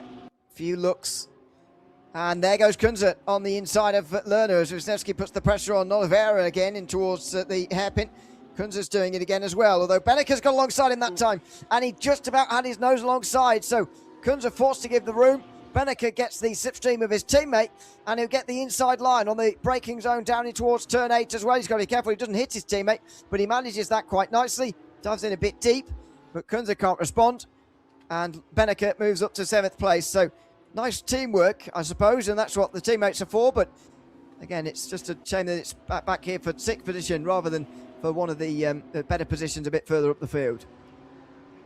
Oh, a bit of a late dive there in the background. I really thought that Vanna was going to go for that on Vera there. I think Vera did as well. He took a bit of a defensive line, but he thought better of it into the Sachs curve. That really wouldn't have been a particularly wise place to make a move. One more lap to go, though, as they come around the final corner. There's only one more tour of this Hockenheim circuit for the DTM Esports Championship. Of course, 2 rounds here this evening, and then, of course, we're going to go to the Nürburgring, so it's the final tour here at the Hockenheimring. Wide moment there from Kunze as he tries to come back on Benneker around the outside at turn 2. It'd be a brave place to make a move. They're squeezing each other, but we'll have to wait and see who comes out on top in that one. We will. Meantime, Tim Yarshall is running away with the race victory here. Once again, 4.5 seconds this time. The winning margin first time around was just over 3. Now he's extending that advantage once again here. Alessandro Ottaviani keeping him in check in the championship. The gap between them would be 12 points. The gap to the rest of them much, much, much larger. So we'll give you a bit more of a comprehensive rundown in a moment. But it's been Yarshall's day so far. And don't forget, he does win a lot of races in this championship. Last season, even though he finished 3rd in the championship, he won 5 races. And it was 34 penalty points that really cost him over the course of the season.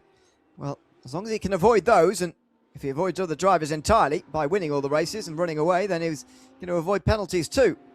But through the Hockenheimring, Tim Yarshall has done a very, very good job of completely destroying the rest of the field here. Out of the final turn, Tim Yarshall takes control of the DTM Esports Championship in 2026. 2 wins in a row. And who can catch him now? Alessandro Ottaviani, the most likely candidate. He finishes 2nd in front of Florian Hassett. Kaki Oliveira just beats Nikodem Wisniewski to the line. And Moritz Lerner does indeed hold on to 6th in front of Benneker. I think those guys actually stayed as they were to complete the top 10 there in the end.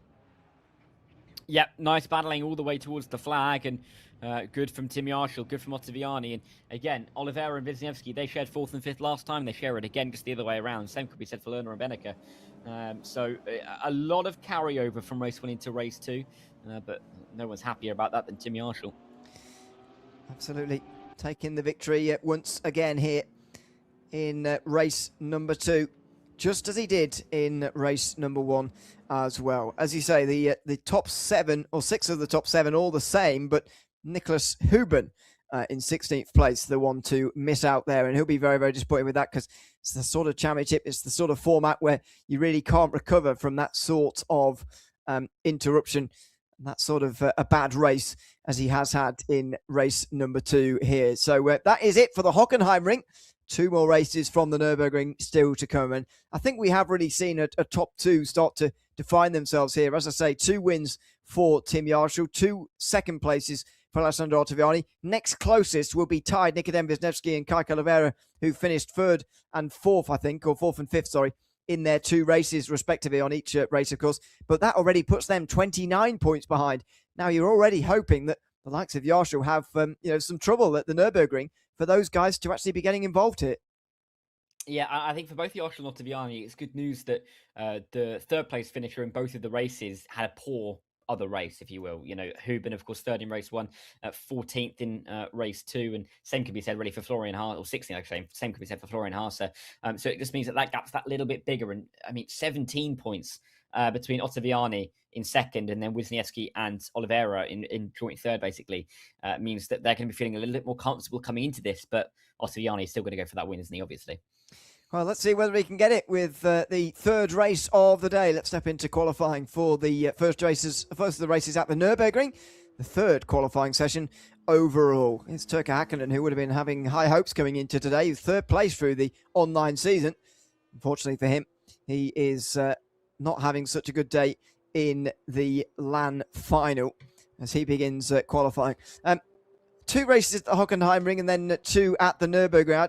I do wonder whether that is going to whether that momentum that we've been talking about so much is really going to be carried forward. Is it a momentum thing in terms of just mindset, or actually practice on the racetrack? Because I think it's pretty clear that if we did the other 2 races at the Hockenheimring, we just stayed at the Hockenheim all day, I think Yarshall will win those races as well, but that's down to momentum and all that. I do wonder whether this is going to carry over into the Nürburgring and these next races of the day. Yeah, I mean, this is a very different circuit, isn't it, the Nürburgring? So we'll have to wait and see if there is any carryover. But Yarshall and Ottaviani clearly were the top 2 over at the Hockenheimring. Let's see if they can continue that here. I mean, the neutral, I think, will all want a couple of the other drivers to stick it up there to really keep it competitive in towards the final race. But I mean, Tim Yarshall had so much pace. It was so impressive to watch. When these first lap times come in, that's going to be quite indicative. And we're only, one more corner away from finding out who's got provisional pole. Yep, first times coming in just a moment. And out the final turn for Turkka Häkkinen, who looks to be setting the benchmark for the rest of them here, at least as far as we're concerned here, watching on. He will start from 11th, though, at the beginning of this session. He's a second behind Kajko Oliveira, who's currently on the pole. And look at that again. Yarshall right up towards the front. It's now down to Ottaviani, who I believe to be the by far closest contender here. He has got to get near to, if not ahead of, Tim Yarshall in this qualifying session, to my mind. Yeah, undoubtedly. I mean, there's no other way about it. Kajko Oliveira putting it at the front, though, keeps it interesting because, of course, he's one of those drivers that's, along with Wisniewski, kind of joint 3rd, 29 points back, but there, if he's able to win this race, it puts a little bit of pressure on it. All it takes is a little bit of a mistake for Yarshall off the start. It's a very tight turn 1 here at the Nürburgring. It's very easy to get caught up in an incident. If he does indeed get tagged slightly, drops down the order a touch, and Kajko can get through at the front, that opens the door maybe for him to pull away or to get closer a touch going into the final race. So it's still very open, isn't it? There's the final chicane as well, by the way, the slower version of the final chicane, which is not as nice to drive, but it's certainly better for overtaking. So we'll take that as viewers and commentators. Lerner goes wide through the final turn, so he is not going to be challenging for the pole with this lap time by looks of things, and he already knew that really with his first 2 sectors. And so he is There we go, half a second back, but he will stay in fourth for now. Kunze jumping up in front of him, and Tim Yarshall jumps to the top of the standings. He's the only driver in the 123s, and he's even in front of Kike Oliveira. Ottaviani seemingly not able to improve. He's still ninth, and this is turning into a situation that Tim Yarshall would have been dreaming about earlier on this morning, because he is in a commanding position as long as he can hold on to this pole, which he currently has. Yeah, and again, he's just going a little bit faster each time. He's got half a tenth of a second. The only driver in the 123s for the time being. We'll have to see if that does continue as Bennica goes through the little cut through that we're using. And we'll continue onwards. I mean, P5 for him is not a bad spot to be in. But I mean, for anybody trying to catch Yarshall, you need to gain a lot of time. Ottaviani needs to put a time in now, and that first sector time suggests that he has enough in him to maybe put it up towards the front again. 10th and a half better off than anybody else through the first sector so far, and again through the second sector. Is this enough for Ottaviani? Has he got the final sector underneath him as well as he comes through the chicane there? Bit awkward over the curbs there, as it always is, through the slower chicane. Has he done enough here, Alessandro Ottaviani? He's nearly 4 tenths behind Tim Yarshall at the start of this lap time. Oliveira gets ahead of Yarshall now. The goalpost moved, but Ottaviani still can't get past Oliveira or Yarshall. He's within a tenth of his big rival, but he is not even close to him in terms of positions, because Huben and Kunze have remained in between these big championship rivals. Yeah, really important to see how they are able to disrupt the rest of the running here in this qualifying session. They will get this final lap time in, but they won't be able to get an extra one in afterwards. So this is going to be the final lap for anybody to try and set. Oliveira keeping that advantage for the time being, sending it by about exactly the same. Ottaviani just cannot afford to allow Yarshall to have 2 cars between him. He needs to be in front. There's no doubt about that. I mean, he needs to win this race, really, Ottaviani. Yarshall, at the moment, if he finishes P2, is going to narrow down the contenders very, very quickly indeed. Wisniewski as well, 9th. He needs a little bit more, especially as he comes into this tied for 3rd. There's a couple there. They're going to be pushing it a lot on this final run. Stakes are high at the very, very final moments of this qualifying session. Just over a minute of it to go. Nicholas Huben, who bounds over the curves here, he's not going to go any quicker this time round, and I'm not sure if he's going to have time to do another one either. Here's Jonas Ratner, the regular season winner, the online season winner for 2026, but doesn't count for too much if you don't take the title at the land final. Here comes Vanna towards the line. It might not even be an improvement as guys are jumping up in front of him. He stays in 9th. I think Bennica just moved up in front of him, and Moritz Lerner certainly moved up there. He's up to 2nd now, ahead of Yarshall, but that only pushes Ottaviani down further, down to 6th position here. So it's 2 non-contenders, really, who are 1 and 2 right now. Or can we still call Oliveira a contender? He's 29 points behind with 2 races to go. The problem for him is that if Yarshall finishes even in the top 4 in both these races, he can't catch him, even if he wins both races. That's the problem for Oliveira here. Yeah, it is, and he's going to have the advantage at the start, though. It's just dependent on what happens to Tim Yarshall, really, isn't it? Because he has the points advantage, and he clearly has good pace. It's just a case of whether he can carry that through the race, which is easier said than done on paper, you know, get it to P3, but anything could happen behind Huben, Kunze, Ottaviani trying to fight back through. Anything could happen, but Lerner at the end there, really big lap time. Very important for him as well, as Oliveira looks to shore up pole position here at the end of the session. He probably has done already anyway, and indeed he can't go any quicker himself here, so he stays where he is as we get onto the grid for race number 3. So the contenders, Yarshall in 3rd and Ottaviani in 6th to start off race 3 as they get underway from the formation lap. 27 minutes on the clock, but obviously including the formation lap, which is going to take 2 or 3 minutes away. And Oliveira with a big chance here. I mean, can he go on and win here? Because, as I say, he needs help from Yarshall in terms of finishing down the field, yes, but if he does his side of the bargain, he can't be too disappointed. And, of course, there is a prize for 2nd place as well. It's not just about winning, but 2nd place gets a GT4 test with WNS Motorsport at the DTM test day in 2 weeks' time at the Sachsenring. So there's still plenty to fight for Oliveira, but first of all, again ahead of myself slightly, he's got to convert this pole into a victory. He does. It's driver scripting wide in the formation lap. But yeah, he has to win this race, Keke Oliveira, if he wants to win the title. Even really, if he wants to finish in second. The benefit for him is obviously Ottaviani down in sixth at the moment. As it stands, he would gain 18 points on Ottaviani, and he's only 17 points back. So in the live standings, at the start of this race, after qualifying, Oliveira would be in position to gain a GT4 test, which would be a fantastic experience for him. But that's only dependent on if he wins this race, and of course, if Ottaviani has a bad one. And you would expect Ottaviani to maybe gain a couple of positions through the race after what we've seen all the way through the season, and of course, so far here tonight. So I think he knows that his benchmark is win, and then we'll take race 4 as it comes. But he's put himself into the best position possible. He's just got to try and defend from Lerner, who himself has got more points to gain. And I think we'll be knowing that, I mean, it's completely win or bust for Lerner here. Yeah, it certainly is. He's got to try and do something with this third race of the day. The oddity of the start procedure here means that Lerner's actually going to be on the inside coming into turn 1, which is always a fearsome opening lap corner here, turn 1. And if you stay on the outside, it turns to the inside for 2 and 3. So that maybe is going to play in the hands of Oliveira. Well, they're double fire before they get through that final chicane. And then they're on the way up towards the final turn. And yeah, Moritz Lerner just has to hang back here. Make sure he doesn't actually break any rules by getting ahead of Oliveira too quickly.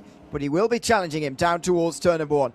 Race 3, a potentially defining race in the DTM Esports Championship of 2026 is underway. And Yarshall already boxed in by Lerner and Huben, who's already been challenged by Ottaviani. Look at him on the inside there next to the pit wall. Alessandro Ottaviani, he knows the importance of this situation, and he's on the inside of a 4-wide moment here, down in towards turn 1. Unbelievable. He might well get all 3 of those places as well. He dives deep into turn 2, and he's already up to 4th place on this opening lap of race 3. Yeah, huge moments, and the difference now is that Yarshall's got cars in front of him that are boxing him in. It gives Ottaviani a chance to make the move. Still too wide in behind as Huben and Benneker go side by side. Benneker going a little bit wide and off the road. You've got Muller in there as well, trying to pick up the pieces if they come together. But really dramatic opening couple of corners. It's wide for Benneker. It's going to allow Huben up the inside, but Ottaviani is exactly where he wanted to be, probably after the end of lap 1, already after turn 2. Fantastic move from Ottaviani down the inside there, and he, as you say, absolutely where he would have been dreaming about being at the end of lap number 1 here. Side by side in the background is, I believe that, who is that in the background? That's Deutenberg maybe, making a pass on Philip Drace, who's been quite quiet so far. Turka Hakkinen trying to make his way past, and does so as well into the chicane. But through the chicane they go. Lucas Muller in here as well, inside the top 10, as things just settle down slightly. Is it going to be one of those races at the Nürburgring where it's difficult to overtake, and that's where the big drama is going to be on lap number 1? Certainly hope not, and it won't be the big drama for Spiegel as he's gone off through the final turn there at the opening lap, the end of the opening lap. He drops to the very back of the field. So certainly in the back half of the field, there's even more drama at the end there. Yep, and Spiegel's realistically going to be out of contention. He had a 13th and a 14th at the Hockenheimring, and it's not a good start to his life here at the Nürburgring. Muller and Yarshall still going at it. Lerner and Yarshall going at it. It was Muller and Huben for 7th and for 8th. But Oliveira's got enough of a lead that he will feel like Lerner isn't close enough to lay a glove on him just yet. But I mean, that really is a knife edge of a difference whether he'll feel safe or not, because a couple of attempts closer, and I think he's going to be looking in his wing mirrors down in towards the heavier braking zone. So difficult moments, but at the moment he's exactly where he needs to be. And I mean, well, as long as he stays here, he's going to be absolutely fine. Well, absolutely. Side by side in the background there for Kunze and Ottaviani, who loses time coming out of the right-hander there, and he's been overtaken by Kunze. So the top 3 get away. Oliveira, Lerner and Yarshall. But to be honest, Yarshall doesn't need to move from there as long as he's ahead of Ottaviani, and now he's not only ahead of him but actually ahead of him by a position. There's one driver between them, and Ottaviani's in another group that could get on top of him if he's not too careful. Yarshall's in the perfect position without even needing to move. Yeah, exactly, and Yarshall is just doing exactly what he needs to be doing at the moment to keep control of this race and this championship. He'd have, as it stands, an 18-point lead going into the final race, which would basically mean a top 6 finish sees him as the champion. So it's where he needs to be, maybe one more position to make it even easier on the mat. But even so, I think he's going to be feeling pretty confident. If he won the opening 2 races, has the pace for P3, maybe feels like he has the pace for more, he's going to be feeling very confident indeed, especially with Ottaviani losing even more time. And even when he had the chance to pressure him, wasn't able to apply it really, and made the mistake himself to drop behind Kunze. Through the middle sector again, Kunze not feeling and looking especially comfortable now that he's ahead of Ottaviani, to be honest, but nevertheless he is in front, and look at that mistake there. That's almost exactly what Ottaviani did, and Kunze went straight through.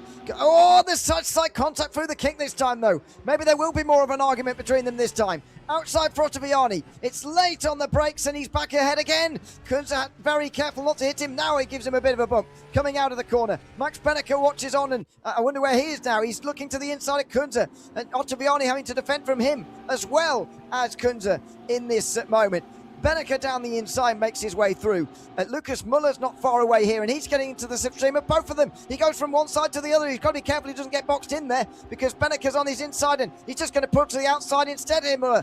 Ottaviani is safe. He just about brakes late enough to keep Kunze behind him. Muller on the outside line is getting to get the inside for the next 2 turns here. Max Benneker on the outside line could get Freight Train. Turka Hakkinen is not too far away, and he has been overtaking Benneker. So Lucas Muller, the reigning champion, moves up to 7th. After Ottaviani also moving up, he's now 4th in front of Julian Kunze. Yeah, important move for Ottaviani to make. He now has to chase after the top 3 and almost hope that Kike Oliveira almost bunches them up at the front. Muller now behind Kunze, trying to find his way through. Muller has worked his way up the order ahead of Benneker now, and he's put on a consistent charge to get himself into this position, but he just, I mean, difficult start to the evening. A P8 and a P13 over at the Hockenheimring has just put him really on the back foot coming here, but he's clearly got some pace and has been putting on some good moves so far. Down on the brakes into the chicane for these leaders again. This is the battle to watch right now. It doesn't seem that the top 3 really ahead are going to be fighting too much as things stand. As you mentioned earlier, the gap for Yarshu would be extended again here on Ottaviani by 3 further points to bring the margin out to 15 going into the final race of the season, and that you'd describe as a bit comfortable actually for Tim Yarshu in the scenario that he's currently in here. As you mentioned, you say top 6 he would require only at the at that final race, if that is the case. Maybe a top 5, but anyway, it would be comfortable for Yarshu, especially when you compare it to what he's done so far today, and when you consider he's basically guaranteed himself a top 3 here at the moment. We do well to drop any further from this, and he might even get a freebie if if Oliveira and Lerner fight, and he might even get a free position there and move up 1 further position. Yeah, it's the perfect spot to be in, isn't it, as it stands? I mean, currently going into the final race, there'd only be 4 possibly mathematically in contention for that win, and that'd be Yarshu, Ottaviani, Oliveira and Lerner, as Lerner stays in P2. But even so, realistically, you could count out Lerner from that. It'd be 34 points back. So realistically, Tim Yarshu is driving himself into a nearly unassailable position. And just sitting in P3 is serving him quite nicely at the moment. There was a quick little look there at the battle between Vanner and Doutsenberg. Hakkinen and Doutsenberg, back at it again, Hakkinen and Doutsenberg, they both finished outside of the top 16 in the opening 2 races of the evening, so good to see them battling just around the outside of the top 10. And towards turn 1, Turka Hakkinen looking to the inside of Nicholas Hubin here. 2 drivers who've been on the fringes of really fighting for stuff in this race, fighting for 8th place right now. And Hakkinen on the inside gets himself through, and he gets himself clear. He nearly hits Benneker in the process, but he's comfortably through on this occasion, and moves ahead into the 8th position. So nice pass from Turka Hakkinen. Again, I'll be disappointed with the way that this actually turned out tonight, because I say he finished 3rd place rather in the online season, and he's nowhere near that here today. Didn't finish outside the top 10 in any race online, but at the LAN event, unfortunately, just not quite going as well. And sometimes you see this from drivers. Sometimes they have much better online campaigns than LAN campaigns, and that's the great thing about combining the 2 here. We've seen a real turn up for results. Yarshu 9th in the online season, now up towards the front. Ottaviani 2nd is second again, so a bit more consistent for him. But you see a real turnaround in results sometimes when you combine the online and the in-person aspects as we're doing in this season. You know, you can get all the home comforts, can't you? On the online series, you know, everything's set up exactly how you want it. Everything is perfectly adapted to you. You've got your sim rig, you've got your setup, you're in a natural habitat. At a LAN event, that kind of changes, and it can change your routine a bit, which can unsettle a couple of drivers. And we're talking about the margins that we are, of, you know, hundredths of a second. It doesn't take a lot of offset to then change your fortunes. I mean, Turka Häkkinen realistically was probably the most consistent driver in the online season, because even the guys that were winning, even Ottaviani that won twice, wasn't able to finish in the top 10 every single race. So a little bit of a shame to see him struggle in the opening couple of rounds and kind of take himself out of contention, but good to see him still battling throughout the rest of the race. Another driver that kind of was in contention but is almost seemingly out of it now is Wisniewski. He's going down the inside of Vera, but he's P14 after a couple of top fives. He was in that battle to try and move forward like Kaike Oliveira, but Kaike's moved forward quite heavily, and Nicodemus feel like he's moving back a little bit. Yeah, unfortunately, second race worse than the first, and so on. Looks like that trend's continuing through race 3 here today as well, which is a bit of a shame, really, because especially at the Hockenheimring, he was right up towards the top. Manuel Vera on the defensive from Wisniewski into the final chicane, though. There he goes around the outside for the first part, gets the inside for the second, and that might well give him the position. Certainly does. Vera's got to be careful he doesn't get completely freight trained here, and that's why he might have been better served just letting Wisniewski go, because otherwise he might get freight trained, although Wisniewski's been pushed wide himself now, and Hegedus is trying to overtake them both at once through the final turn there. He's not quite been able to manage that, but he has got ahead of Vera. Now he's in the slipstream of Wisniewski. He's forced on the defensive. Vera's looking at left and right as well to try and take that position back. Wisniewski looks like he's going to hold on to that, though, quite easily now, and indeed does so. Vera can't win that place back again from Hegedus either. Oh, and there's a spin. In fact, he tried to go the up and under on Hegedus there, but he didn't have the space to. And Vera might well land himself in some trouble for that. Stepping through, Haase and Grunewald both getting past. Wisniewski in the clear, and unfortunately this battle results in a spin for Saba Hegedus. Yeah, he was having a great race, which is a real shame, and you could just kind of see it happen in terms of Vera trying that up and under, or just trying to turn the car in, and you know, hits the rear end of the car, and when the rotation of the car is such as that, you're just going to turn the other car across your nose. So you could kind of see that happening. It's a shame for Hegedus particularly, but it's given Wisniewski a nice gap. Grunewald's up the order, and Haase as well have kind of benefited from this, but Haase is going to try and overtake Grunewald, and that's just going to allow Nikodem to get ever further clear. Good to see that rush. It is rushed down the inside, made it 3 wide momentarily. They're all going to have to escape over the grass. That was a very late move. That was an extraordinary dive down the inside there, and how it didn't result in a bigger crash, I'm not entirely sure. Out of the final turn, here comes Grunewald again on Florian Haase, and he's got him actually very easily. Manuel Vera will try and get past Haase now as well. Grunewald gives him the slipstream there to try and help the Spaniard on the way down in towards turn number 1. Outside line for Haase, that's a long way round there, and Vera is going to get that position back again. So he is back to 15th. It's in behind Tobias Grunewald. Then Sebastian Rier, Florian Spiegel and Tim Roche all involved. They look down the inside of each other towards turn 3, but they stay as they are. So an entertaining group down the back end of the field, but these are guys really fighting over the minor positions and hopefully enjoying themselves, really. It's always fun at a LAN event, and hopefully they're having some good fun in these battles, because they're not going to be competing up towards the top for the title. Nope, they won't, but it's nice that they're still having a little bit of fun and having some battles themselves, because I think they know that the title's gone from them, so you might as well have some fun while you're here, right?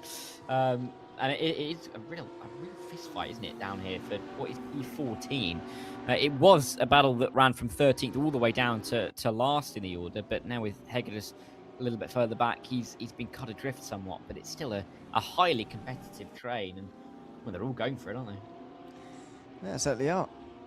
Giving us something to be entertained by as well here in this race. Well, now that the front guys have really spread themselves out a little bit. Kaike Oliveira has left Moritz Lerner behind a bit really here, and now Tim Joshua's got a bit of a decision to make. Is he going to be greedy and try and get another position out of this ahead of Moritz Lerner? Because he does have 4 seconds behind him to lose here in a fight, which might be encouraging him to actually try something here. But also, he's got the potential that they could get out of hand, and if they do catch up, Ottaviani is going to be followed by quite a few other drivers who will catch up quite soon as well, and it might get out of control. So, as I say, Joshua's got a decision to make here, and I wonder whether he's going to go for the let's stay behind and just finish in third sort of mentality, or whether he wants even more and he wants to move into second. I mean, he's got the advantage in that Lerner doesn't have that slipstream, of course, or as powerful of a slipstream, but is it a risk you want to take? There's still time in this race, 11 minutes or so left to go. So, I mean, there's still time for him to work it out. And he's got the 4-second gap back to Ottaviani. Ooh, Zbeneka, that's a really good look at the inside of that BMW. Wasn't necessarily expecting to see that, but hey-ho. Beneka's not necessarily put him offline, and Muller will continue onwards. A little bit of a rear slide, though, out of the final corner. Doesn't look overly comfortable, and this could give Beneka... Oh, that's wide. He's gone wide. He's going to slow down. And Beneka's going to go straight through. Well, that will be an easy pass if he's got to slow down there on the front straight. As Tim Marshall continues to apply the pressure to Lerner, but I think he is going to just stay behind here unless there's a glaring opportunity for him to make a pass. I think he'll just stay where he is right now. As I look back from Moritz Lerner, indeed, Hayashel, sorry, going a little bit wider. But less than 10 minutes to go here. And again, he's beating his main rivals. Kike Oliveira could be described as a main rival, I suppose, and at the moment he would be losing 10 points of his 29-point gap to him. But again, as long as Yarshall finishes sort of top 5-ish, even if Oliveira wins the final 2 races, it's not going to particularly matter for the championship. But I would say Oliveira is certainly making himself a contender with this. He's certainly getting a lot closer to Alessandro Ottaviani with this victory, if he can hold it. Yeah, he certainly is. That'll be important. The gap to Ottaviani, as it stands, will come down to 4. And all that really takes is, if you're finishing in these higher positions, to finish ahead, really, to try and take that P2. Again, far easier said than done, but Oliveira got pole, got the win here at the Nürburgring. Ottaviani qualified a little bit further back and has only got to 4th. So I think the confidence and the motivation and and that carryover will go more likely to Kike Oliveira, which will be positive for the Brazilian. Big battle, though, as we run down in towards turn 1. We've got Hakkinen just in front of Hüben. And again, Hakkinen not really in the battle after a couple of difficult races early on. Hüben obviously got a podium in the opening race, so it feels like he has a little bit more to prove here at the Nürburgring. Yeah, unfortunately that second race has really undone him here tonight. He's now 8th in the standings after this one. Or after race 2, I should say, going into this one. And that's right around where he is right now, 9th in this race as well. And there's Jonas Vanner behind. Again, it's so difficult to set expectations. I guess all of these drivers coming into this land final would have been, because they've made it, you know, they're top 20, and it's not an insignificant achievement to have managed that here for these guys. But in terms of what they would have all been expecting, because everything reset to 0, they can all expect to, you know, aim for the title here in this event. And I do wonder how, if the expectations for someone like Jonas Vanner, who won the online season, not comfortably, but he did win it.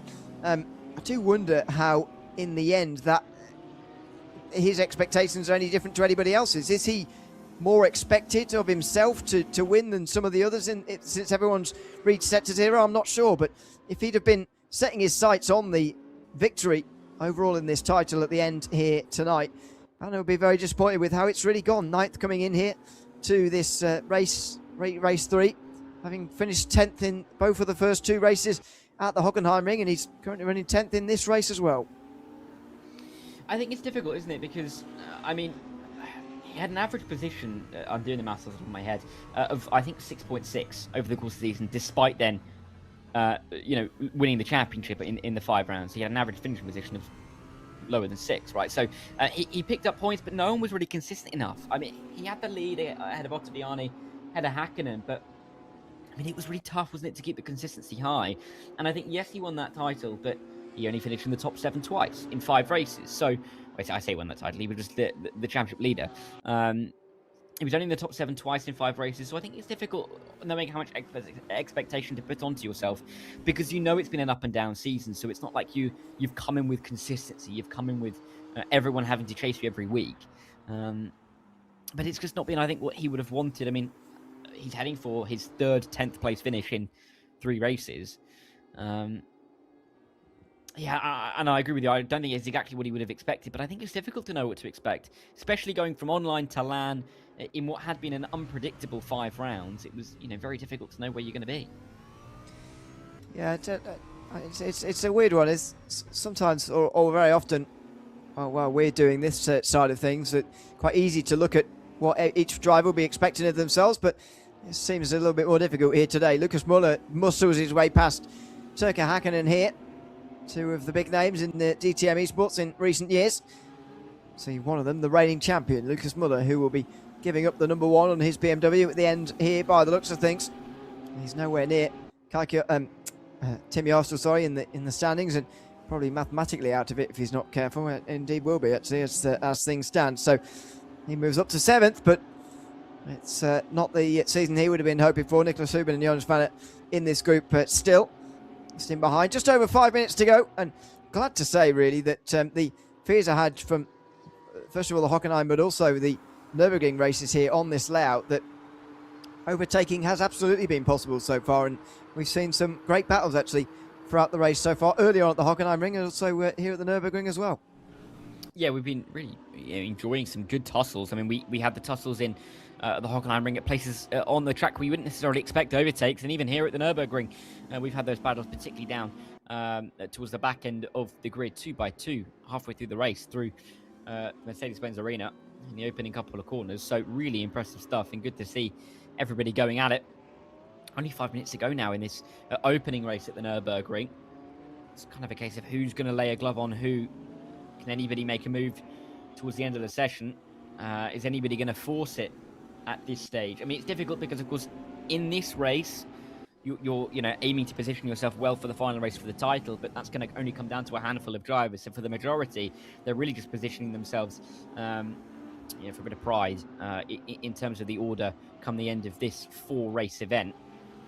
But it's a case of if they want to go for it at the end, will they overpress it? We'll have to see. Well, it'll be the same format again for race number 2 in a short while.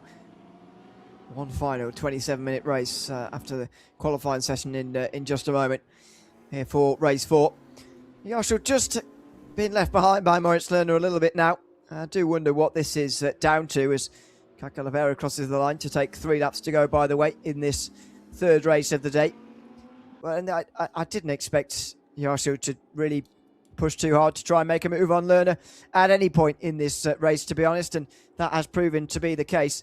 Yarstel more than happy with 3rd, because as things stand, he would have 15 points over Ottaviani and 19 over Kaki Oliveira. Yes, that means that a top 4 still required for Yarstel to make sure that he's out of sight, but nevertheless, it's a decent place to be. Here comes Nicholas Hubin to the outside of Lucas Muller, who is pushing him out wide and able to keep his position. This is where the fight's going to be in the final 3 laps. Yep, it is. And Turka Hakkinen's done a good job to get himself back through on Muller. Again, it's been a difficult opening to his evening, so good to see him fighting a little bit further up the order. I mean, he finished in 18th and 19th in the opening couple of races this evening, so good to see him fighting up in 7th this time by, and we'll see if he can hang on. It's a bit of a train. It is now including Philip Dries, who's attaching himself to the back of it as well. Which makes it a 5-car tussle for P7. With 2 to go when they cross the line. This could turn quite exciting, actually. 3 drivers all going for it into turn 1. We know that you can dive it late on the brakes through there. It is the heaviest braking zone on the track. So yeah, let's see if anybody can make a move in the final 2. Not up here for even Max Benneker, who's in 6th place at the moment. That result is going to see him up to 4th place, I think, in the championship as things stand, depending on a few results further behind. But he's been slowly working his way up here as Max Benneker with these results, which is positive for him. Meantime, there is the weaving around from Hakkinen. He will stay where he is. Those 5 are all single file, but just in behind, Nikodem Wisniewski, one of those drivers who, excuse me, could be overtaken by Max Benneker with that result here.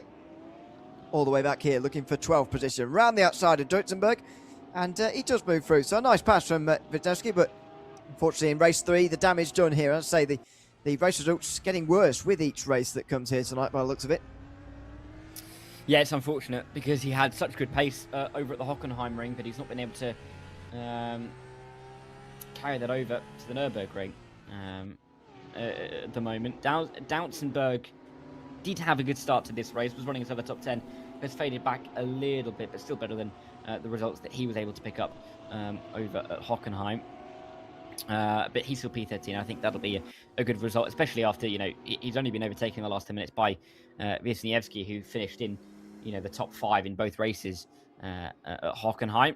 Oliveira, though, he'll find the white flag. He's got one more tour of this circuit, and he should have put himself into, well, definite contention for that GT4 test for P2 in the championship, and maybe even for that BMW M2 Cup start over at the Hockenheim. Indeed. That's the prize, the main prize for the DTM Esports winner of 2026. Kike Oliveira keeping himself very much in that conversation after a fairly anonymous online season, really. He was over 100 points off of Jonas Vanner after 5 rounds, finished 12th in the overall standings. But with the reset and the LAN environment, which he has been getting more and more used to, especially Oliveira in recent years, he's thriving at the front. Here is the battle behind. No actual changes as expected towards the end here. Hakkinen still holding on ahead of Muller, Huben, Vanner, and Philip Drees actually, who's caught up to these guys as well. But no real change happening here as time expires, and the best overtaking chance down in towards turn 1 has now passed them by. Kike Oliveira, though, is going to take victory here, and after 2 victories at the Hockenheimring for Tim Yarshall, it's going to be a different winner for the first time tonight in the DTM Esports finale.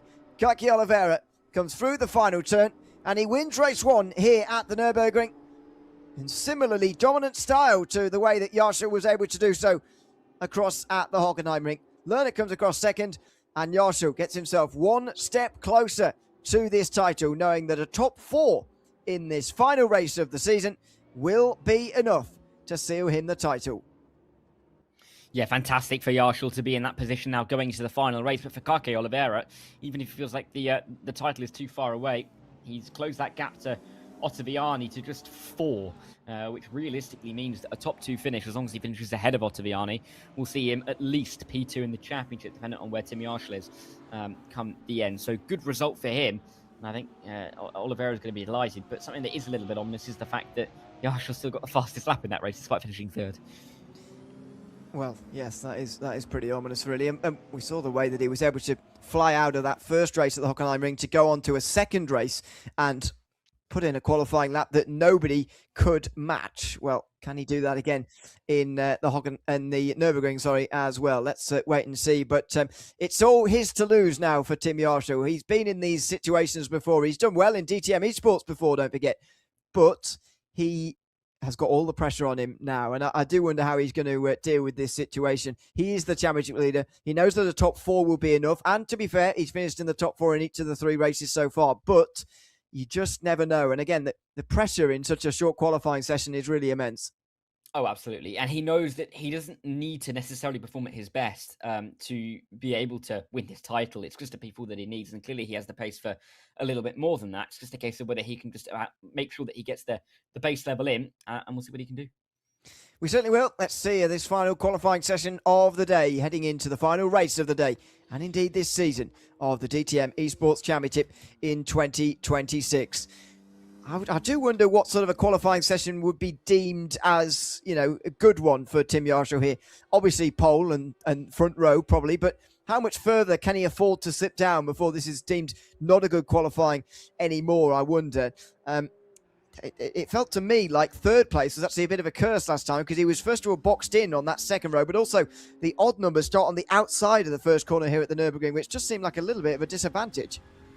Yeah, a little bit. And I think anything lower than 4th is going to be tough, because 5th, outside line especially, it's not going to help. 4th should be all right for him. It just really depends if Kike Oliveira can perform again. There's going to be pressure on him. He's got pole and won the race already here at the Nürburgring. So therefore, he's going to be feeling like he could and probably should replicate that again if he can keep the pace high. So, yeah, it's difficult for him as well. But I think Keke Oliveira's primary task at the moment is Alessandro Ottaviani.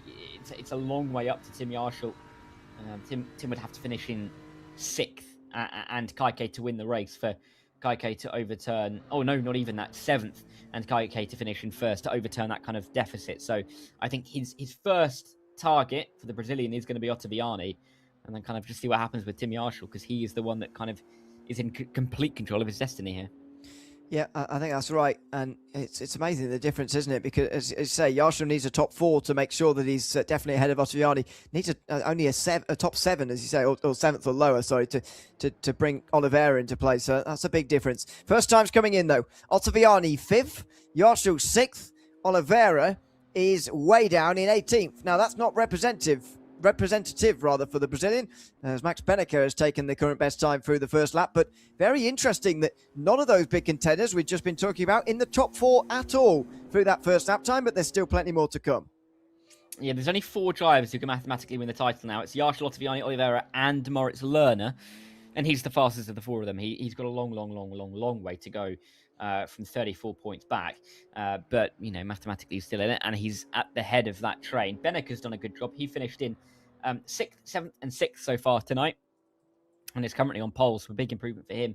For Julian Kunze, that's a real uptick in form. He's improved race on race, finished in 12th, then 8th, then 5th, and he's going better again, so he's just got better and better as time's gone on tonight. Yes, one good way to do it. Now look at this from Tim Yarshall. Oh, wondering where the pace was. He was down in 6th. He did this a couple of times in some of the sessions we've seen earlier, but always by the end of qualifying, he is up towards the front. Hasn't qualified any lower than 3rd tonight yet.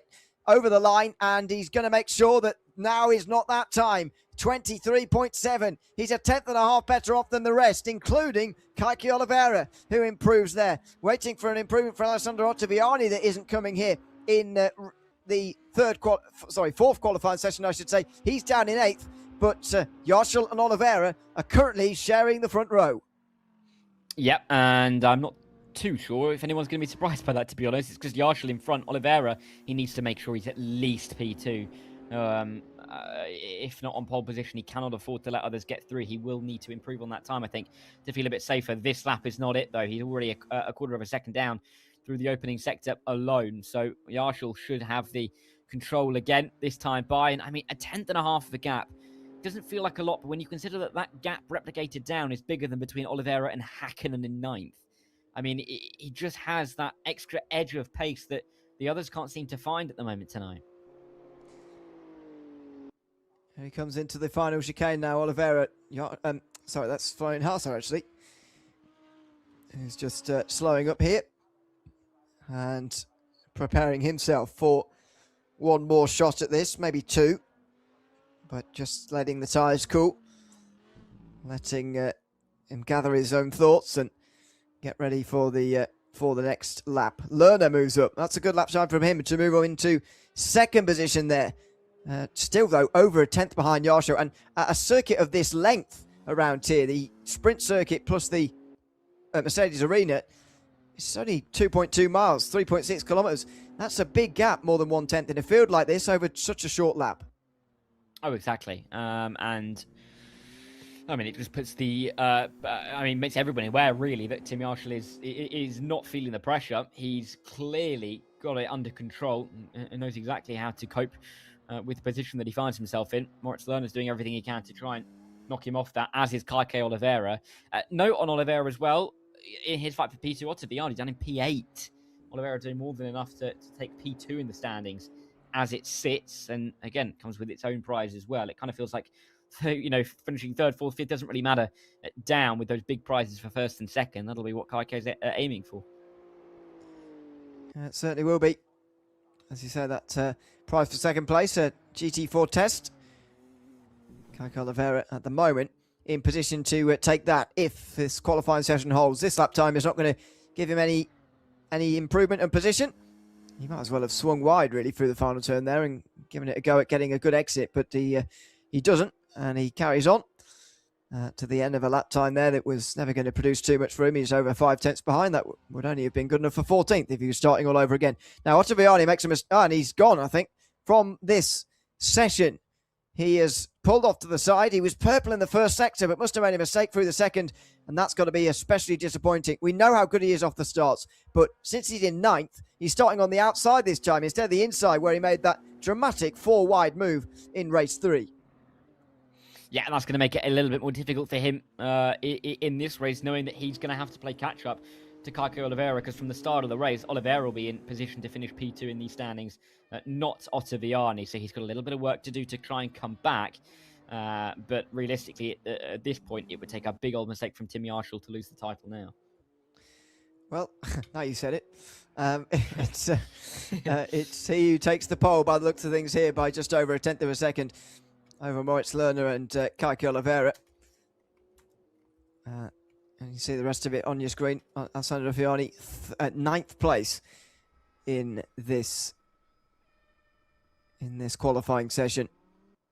There is Yarshall, I believe, just celebrating another pole. I mean, what a great number of qualifying performances that is. Pole, 3rd, and then pole again for race 4.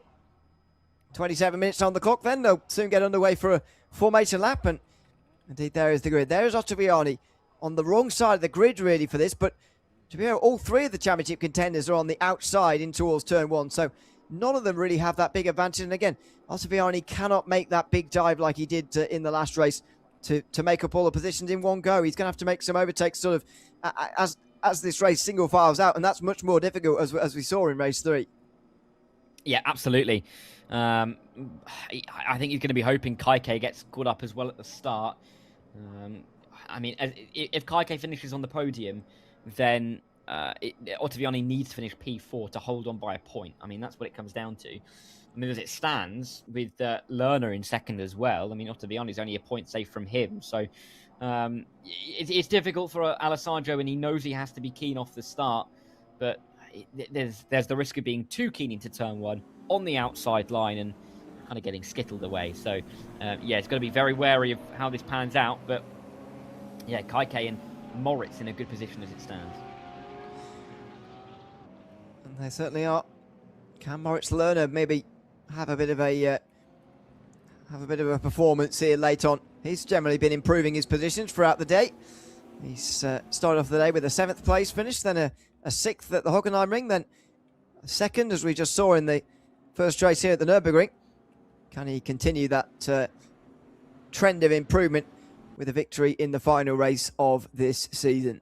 Well, the drivers will weave around and warm up the tyres for one final time in the DTM Esports Championship of 2026. This land final, which has given everybody in this top 20 a chance at taking home the title. And that M2 Cup start at the Hockenheimring coming up soon. It's currently Tim Yarshall who holds that. But the thing about effectively a 4-race championship, which is what this is, it's always going to come down to the final race. And it does here as well. Yarshall in control, but anything can happen at the DTM Esports Championship, as we saw in the final races of last year's campaign. Through the final turn, Yarshall in control of the field. One final time, race 4 of the finale here at the Nürburgring, set to get underway. Yarshall holds and waits and looks for the jump on Moritz Lerner alongside him. They get to the start line, and then he holds them even longer. A little bit of restlessness in the background, and he catches them off guard. He waits even longer and goes. And in the background, it's Beneker who makes it 3 wide this time. Not 4 wide in towards turn 1 on this occasion, but 3. And Beneker steams in towards turn 1 with Yarshall blocking Lerner on the way towards the opening hairpin there. He's side by side with Oliveira at the moment. It's Max Beneker fighting for that 3rd position. Ottaviani stuck in the middle of the pack. As we suspected, he's boxed in back there, and he's down to 10th place at the expense of Nikodem Wisniewski. They're still fighting as Yarshall holds on to the lead. Lerner follows him closely, and Oliveira just as close as well, although he still hasn't fought off Max Beneker, who's still to the inside coming into this hairpin at the cut-through on the Grand Prix circuit. He finally gets himself in front now, Oliveira, but only just over Max Beneker as Yarshall holds the lead. He's looking good. And now he's just got the next 23.5 minutes to make mistake-free, and he will be the champion. Yeah, really, really impressive start from Yarshall, just controlling it off the front. Lerner tried what he could on the inside, but Yarshall just got a good enough launch off the line to control it. Oliveira had to defend hard from Benneker, who's having, at the moment, his best race so far.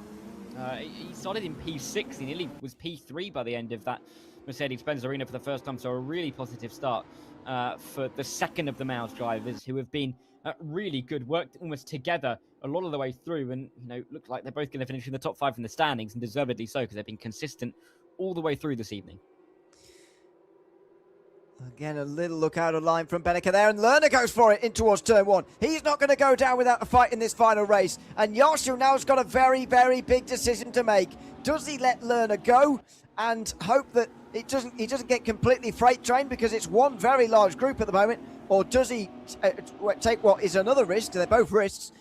Does he try and defend this lead from the front? This must be a very nerve-wracking situation here for Tim Yarshall, because you could easily be taken out by somebody who's not involved in the championship fight here, and just as easily get freight trained as well if he gets pushed out of line. Generally, what can happen here at the Nürburgring is everybody in this line gets past you, and this line goes all the way back to Alessandro Ottaviani in 8th position. Yeah, it really has. It's busy, isn't it? With how tight this train is, and I mean, there's big moves off the start. I think a lot of moves gained from Groenewald up to P10. He was well outside the top 10 off the start. Ottaviani obviously was 9th, then dropped 10th, now back up to 8th. So it has kind of ping-ponged around at the moment. Muller on the back of Groenewald for P10, not going to make a move through there just yet, even battling for P19. Rea and Doutsenberg were fighting side by side in towards that chicane. Wide moment there for Philip Dreiss, but he'll stay ahead of Julian Kunze as they work their way through. But it's frantic, isn't it, off the start? It certainly is. Again, very impressed by the racing here from these guys at the Nürburgring and the Hockenheimring, which do sometimes produce very difficult races for overtaking. Side by side again here in this group back here. It's definitely a second group already formed on the road. And towards turn 1, round the outside for Huben there, who then gets a big shove by Drace. Turning underneath them all, I think it's Tim Roche who gets past both of them there, Drace and Huben. That was very nicely done, actually, from Tim Roche, not Huben, sorry, Drace and Vera, I should say. Tim Roche up to 14th place. Yeah, by far the most entertaining battle all the way back here, but it is only for 13th position, and within it, a couple of drivers who are pretty disappointed, especially Nicholas Huben, who started off tonight so well, and it's ended not so well for him. I mean, this battle itself is only about 6 seconds off the lead, of the race, so it has stayed quite tight. Tim Yarshall hasn't been able to quite run away at the front. Doesn't really matter, he doesn't need to, because as things stand, he'd win the championship by 29 points, but he's not been able to pull away in the way that he did at Hockenheim, and of course he never led the race here in the opening tussle at the Nürburgring, so we haven't been able to, there's no reference to go on from there, but he's just not quite seemingly got the pace to pull the gap. Lerner's sitting there. He's not necessarily close enough to make any kind of move, but he's kind of lurking in the background. Here's a move, though, very possibly. Muller pulling out of the slipstream. Kunze's going to have to go to the outside line. He is. Looks to the outside, breaks late. Tries to go all the way round here, and he's successful. He gets the inside for turn 2.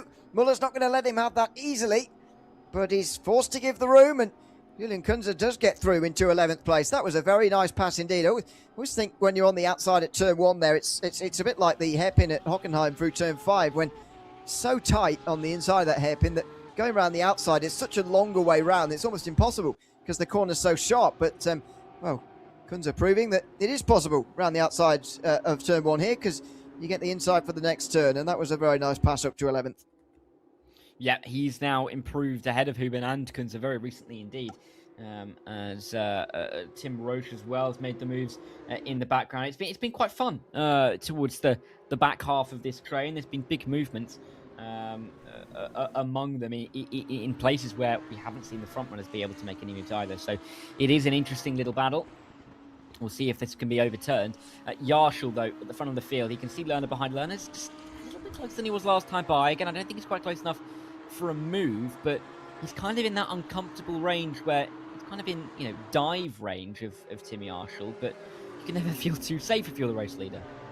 No. Oh, and there goes Lerner. Oh, and that's why he can't feel too safe. That's a huge dive from Moritz Lerner. And Yarshall does fight back. He wants to keep this lead. He wants to win this with a win at the end. And maybe he wants to keep that buffer between himself and some of his bigger championship rivals, including Kaki Oliveira, who is sat there in third and looked like he wanted to get involved. But at the moment, Oliveira getting involved and trying to pass Lerner would only allow Yarshall to get away with the race win, and he can't afford that.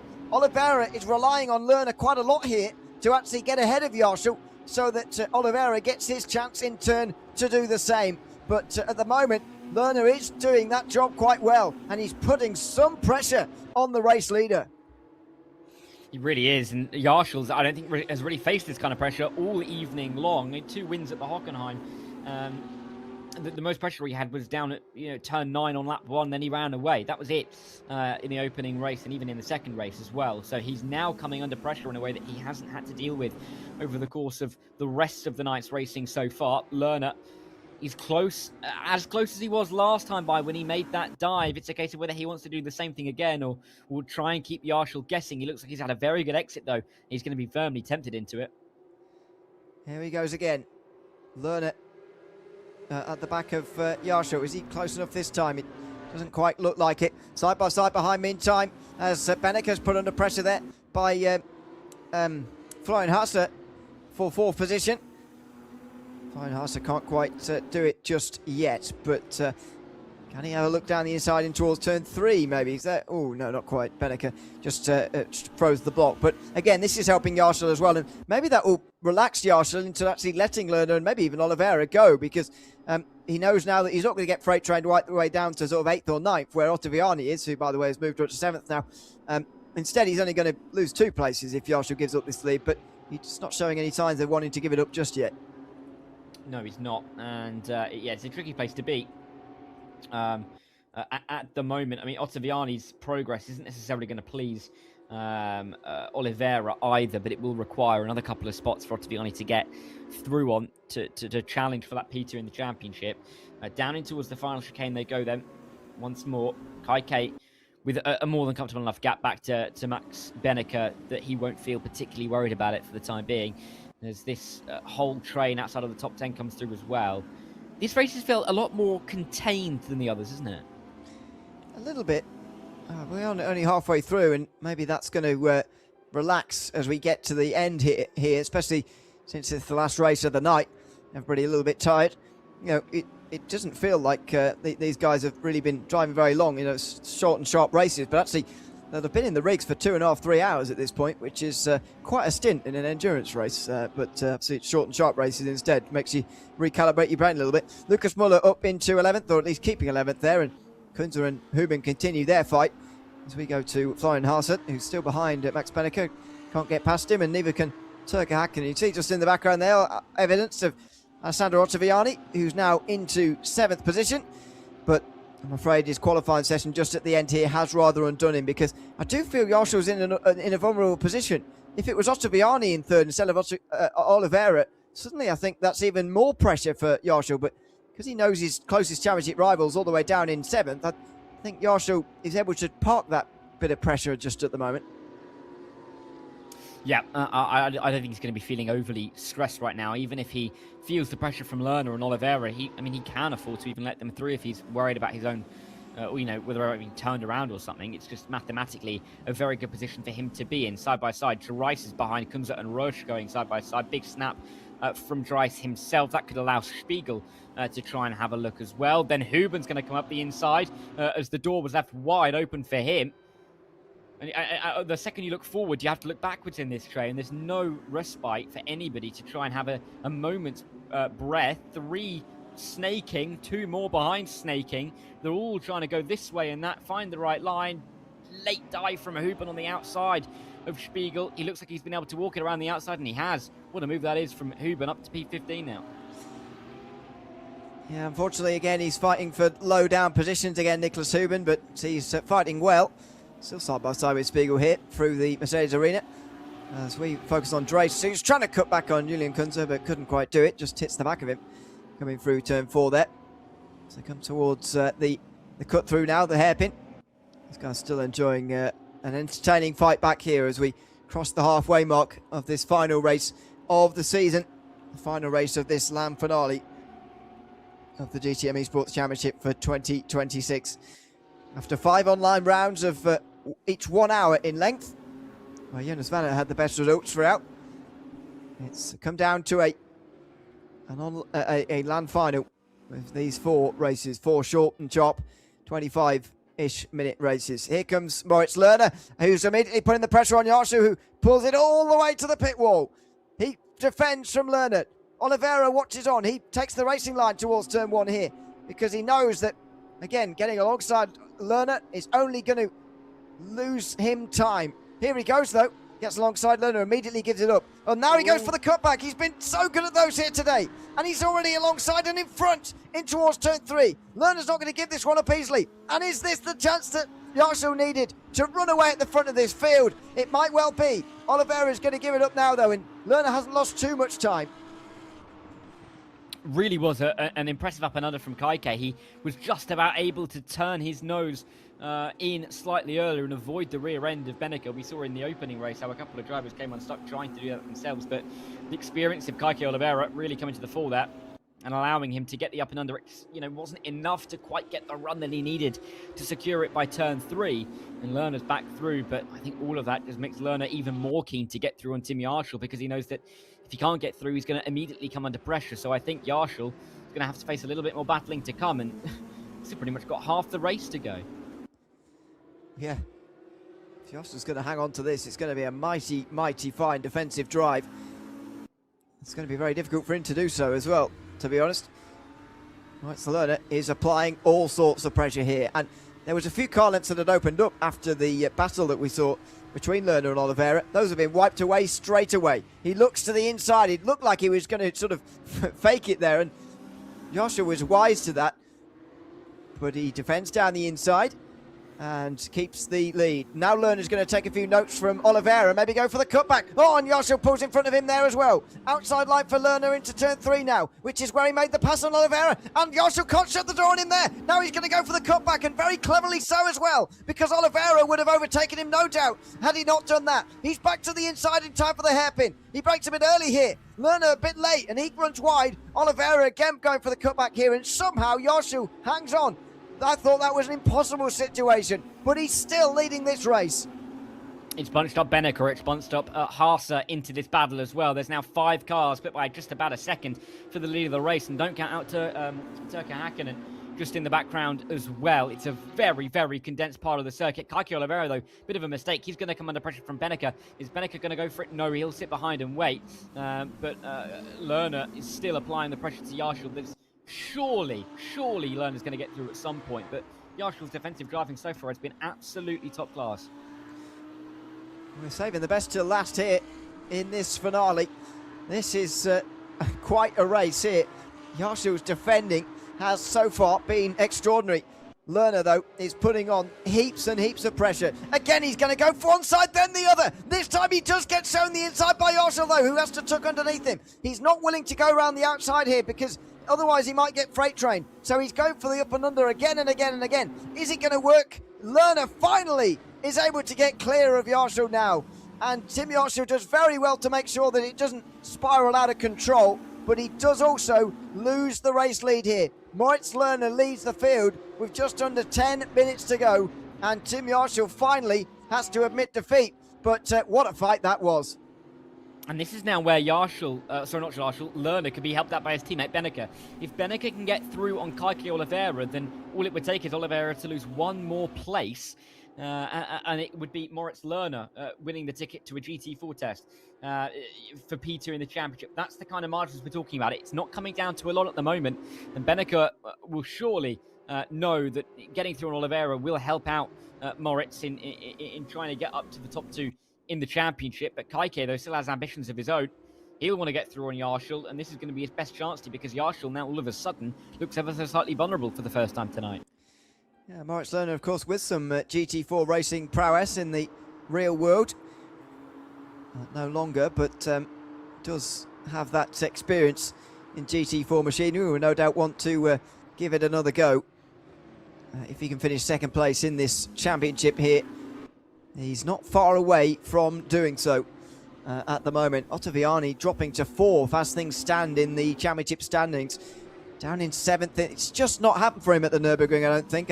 It was a good couple of races for him at the Hockenheim, but unfortunately at the Nürburgring, he's just struggling a little bit more. 7th place in this race here, and compared to his 2 seconds at Hockenheim, 4th place in the previous race as well. It's just not quite happened for him. It's not. It's unfortunate, really, but it's just how it's gone in the end. And it just shows that in a 4-race championship, you have to perform in every single one of them. You can't really have an off race at any point, and even by an off race, I mean outside of the top 5, because you just cannot afford the ever so slight points loss and the point swings that you're going to face. And that's what it's come down to in the end. There's only 7 minutes left, not a lot of time to recover any more of the positions, and it feels like it is at the moment, if anything, between Oliveira and Lerner for that P2. Even though Ottaviani is still very much in it, he's just too far off the back of this train. There he is in that black car, just off the back. He kind of needs them to battle a bit more to help him inside the train. But Lerner's stretching them out now. He's pulling the gap, and if anything, they're going to be improving on their pace, you'd say. As ever since Lerner has got through, it's just felt like there's a bit of life taken out of this group now. Lerner definitely seems like the fastest driver within it here, and perhaps the fastest driver in this race right now, which is allowing him to lead so comfortably. But Yarshall and Oliveira, Beneke close behind. Before, looking pretty threatening and like they were going to make overtakes on one another, but it's just not really happening at the moment for them as they come through the second half of the lap once again here. Oliveira surely got to try and throw everything at this here because, as you say, Lerner is close to taking that position away from him in second. Beneke does need to get past him, and maybe Oliveira's not making any overtakes for fear of actually losing a position if he tries to make a move. But nevertheless, he's in third at the moment, and he's putting the pressure on to Tim Yarshall. Still leading this championship, still in championship winning position as well, despite losing the lead in the last couple of moments to Moritz Lerner. 6 minutes to go and 5 laps therefore. Yarshall looking good here, and Oliveira again not looking close enough on this run down towards turn 1. No, not at all. And it's just so bunched up, isn't it, through turn 1? The Constantina effect is really in effect when you go through that opening turn, when you just stay line of stern, because you can see that gap open up on the acceleration into turn 2, and then nothing can really be done through 3 and 4. And Kaikei is going to sit in P3 again for the time being. Just kind of keeping an eye on Lerner, keeping a very, very close eye on Max Beneke behind him. He can't really afford to be freight trained out wide, because again, if Beneke goes down the inside, maybe at turn 2, and then Oliveira goes wide, that could allow Haase through, and all of a sudden Moritz Lerner's in position to get P2 in the championship. So he's got to be very, very wary indeed. Yep, absolutely does. Down the back straight through this gentle right-hander towards the chicane again. Just, as I say, life taken out of this group ever since that Moritz Lerner overtake was made. Yarshall absolutely no interest in trying to re-overtake him, only interested in keeping Oliveira behind him. Here is Nicholas Hubin, back in 14th position, trying to get past Drace, Kunze, Vanna all ahead of him. And how about a consistent day for Jonas Vanna? 10th place in all 3 races so far.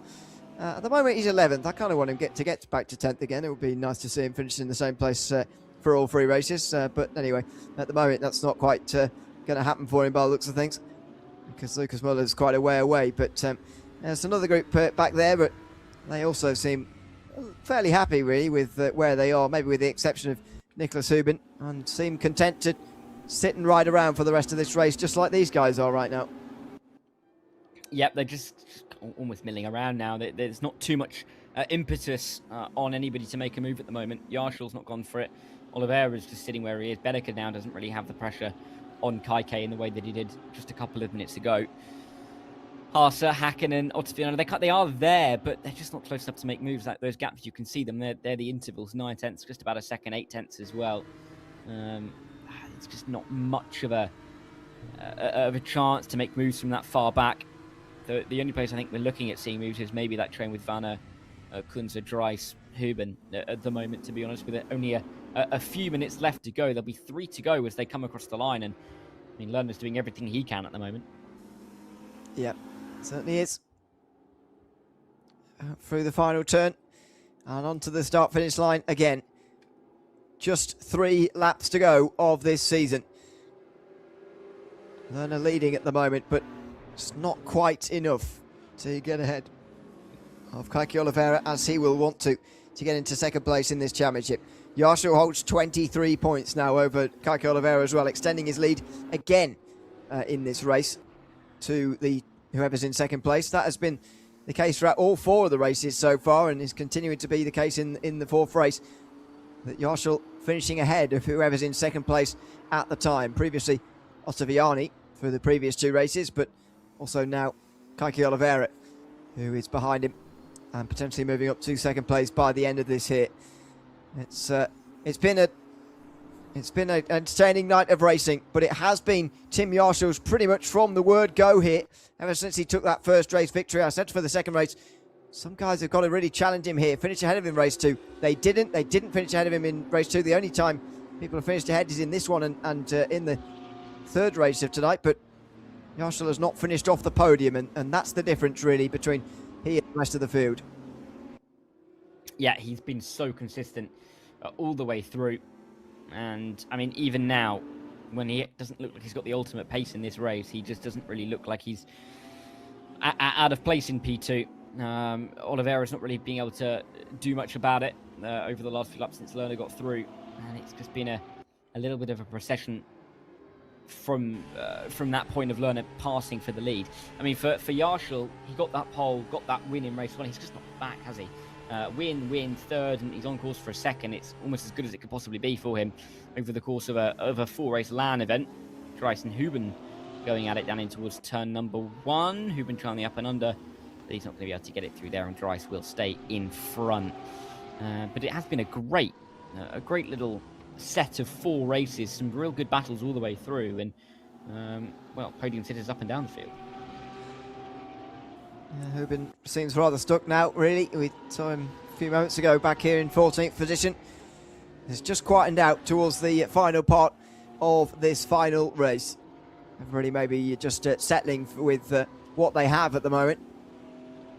At the moment, Yarshall, the leader of the championship. Kaki Oliveira up to 2nd, with Ottaviani down to 4th with this final race here. Shows how one race can be so costly. Here comes Huben, going towards the final chicane and looking for a move here potentially. Half defence from Dries.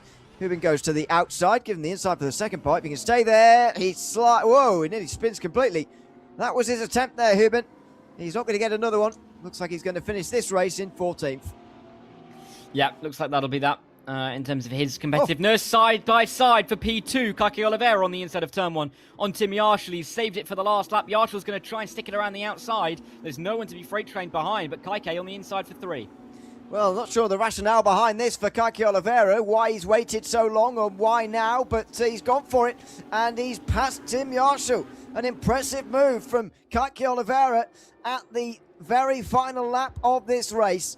A very good overtake as well, but has Yarshall got anything in response? Time has officially elapsed on this final race of the DTM Esports season. Just a few more corners to go. Will Yarshall, for pride, want to get back through again into 2nd, or is he happy to settle for a championship and a podium finish here at the Nürburgring, just as it was in race 3, a 3rd place finish for him here tonight? Into the final chicane. He's a long way back. It'd be quite a lunge from here, and he's not going into the final chicane. What about the final turn itself? It's a different line from him, but Oliveira gets a good exit, and it looks like it's going to be a 2nd place finish to finish out the season for Kaki Oliveira. Out of the final turn, and it's Moritz Lerner, though, who takes the victory here at the Nürburgring in race number 4.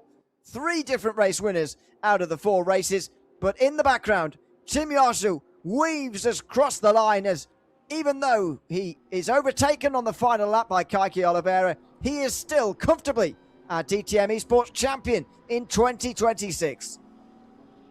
Fantastic result for Tim Yarshall. He's backed up the 2 wins he got at the Hockenheimring with 2 more podium places, and he hasn't really looked like anyone is going to be able to lay a glove on him, and in the end they weren't. What a way to win a title, and what a prize as well for him. Absolutely. We'll show you the full official standings in just a moment, but here are the race results. 1.1 seconds with Lerner over Oliveira. Yarshall sealing the title with 3rd. Max Benneker finishing in 4th place in front of Florian Haase. Then Turkka Häkkinen, Alessandro Ottaviani, Nikodem Wisniewski, Tobias Grunewald and Lucas Müller rounding out the top 10. The rest of the bottom 10 on your screen at the moment. Of course, stewards will have to look at things and so on, and there may well be penalties applied, but a word on Tim Yarshall. I mean, it doesn't matter about the format in some sense that, you know, he qualified through the online phase, and yes, didn't go quite so well for him, but on the day when it mattered, he provided that, and didn't finish off the podium all day, and that's very, very difficult to overcome for anybody else. When someone's finishing on the podium in all 4 races, very difficult to pass them. Yeah, and with the qualifying format that we had as well, where realistically it's a 4-lap qualifying session, it's difficult to perform in all 4 sessions, but somehow he was able to do it, and then he backed it up in each of the races as well, and yeah, deserved winner. I mean, 2 wins, 2 third places. He's won it by 15 points or so. I mean, it's a pretty impressive way to win. Yeah, indeed. That's the unofficial gap anyway. Let's take a look at the official standings with the stewards applied penalties, because I can tell you that some stuff has been applied to certain drivers, which does shift around some of the major positions in these standings. 22 points, the winning margin in the end for Yarshall, who was never going to be moved from there. He had too many points anyway. He could have got a penalty if he wanted. 22 points ahead of Moritz Lerner, who moves up to 2nd. Alessandro Viani, who moves up to 3rd. Kaki Oliveira, 4th in the end, ahead of Max Benneker. So must have dropped down with a penalty or 2. Nikodem Wisniewski, 6th position for him in the end, ahead of Florian Haase, Julian Kunze. Then it's Lucas Müller ahead of Nicholas Hoban instead of the other way round. So they have switched as well. Jonas Vanner finished 11th, disappointed maybe with the way this season has ended, ahead of Turkka Häkkinen, Philip Drees, Tobias Grunewald, Philip Spiegel, Manuel Vera, Niels Dotzenberg, Tim Roche, Sebastian Rea and Saba Hegdus, who was late entrant. Of course, those last 2 indeed late entrants to this series, this finale, but they're at the back of the field. So it's Moritz Lerner in the end who gets that 2nd, and all of a sudden that race win put into even more context and put into even more of a light, because he gets 2nd place in that GT4 test as well, and a great race win it was as well in race 4 there, by the way. For a while it looked like he was sort of stuck behind Yarshall, but he was able to find a way through. Yeah, he was, and he made it work, and he didn't really look like he was going to come under pressure again from Yarshall. He, you know, lap after lap really went for it. And eventually the pressure broke, and it meant that Yarshall had to give way. But from that point onwards, Yarshall just kind of sat in P2. There was no real pressure on Moritz Lerner. So yeah, full credit to him. And yeah, that test is going to feel great for him, right? It will be fantastic for him, absolutely. Well, let's take a look and hear from some of the drivers now who've finished up towards the top of the standings here in the DTM Esports finale here. Let's go down to the stage, as it were, to wherever all the drivers are competing and have been competing over the last 4 races. And here's some of their thoughts at the end of tonight. After the first 2 races, P2, in the end P3, what weighs more, the disappointment or that you are happy that you win, get the 3rd place? Oh, for sure. I mean, I'm happy. More happy than disappointed for sure, because at the end we are racing with the best drivers in the world, and I would say I'm one of those. So I'm really happy that I finished with such high result at the end. I was not really expecting to be so competitive, especially like in the first couple of races, because, you know, the rigs, everything is new for everyone. So yeah, I just started like setting a low benchmark for myself. But then I got surprised with the Hockenheim weekend. Then the Nürburgring. The first race was pretty good. I managed to grab some couple of positions. The racer. Then I managed very well. But yeah, the second qualifying, wasn't that great. And even if in the race I gained still a couple of positions, it wasn't enough. Morris did a good job. Tim did more than a good job. So I just went full. I just went full throttle and tried to do my best. And it's still P3, so it's good. It was your first appearance in the Falcon Sim Racing team. So how was the experience with this team for the first time? It's cool, especially to meet all of these guys, all my teammates. I knew them since I think, I don't know, 2020, 21, where we are racing at home, and now be part of the fucking team is great, and have a season debut like that, a final debut like that, it's great. What's coming next in your season? Let's see. For sure, a bit of rest for next week, but yeah, not that much. I still want to do some stuff, especially in RaceRoom. Plenty of competition are going on, so I will take some time off, but not that much. Thank you very much. Thank you. Moritz, finally at P2. A surprising result in the end, right? Very surprising. I think after Hockenheim, I already said I'm going to quit esports. I'm going to stop all of this because I can't do it anymore. But yeah, 2 wins in the last 2 races was, I think, the comeback I needed, and yeah, didn't expect P2 at all in the end. So I guess I can be quite happy with it. Although obviously I always aimed higher for the championship. But yeah, I'm still very, very happy with it considering the start. Now you won a GT4 test, so it's your comeback in the real race car as well, right? Yeah, it's been a couple of years after I've stopped racing in real life after DTM Trophy. So it's going to be fun to go back into a GT4 car. Yeah, unfortunately not a race, but I think I cannot complain about a test day. That's very privileged to do anyway, so yeah, looking forward to that. It was the first LAN event for a long time on RaceRoom and in the DTM Esports Championship. Did you enjoy it? Very much so, yeah. It's always great to do LAN events, like you see everyone always at the same equipment, so that's always very nice. And yeah, looking back to RaceRoom, the LAN events that we had back then, it was so great, and it was missing for quite a while now, so we have it back now, and quite happy with it, yeah. Danke. Tim, what a final event with winning the DTM title again. Tell us what's going on.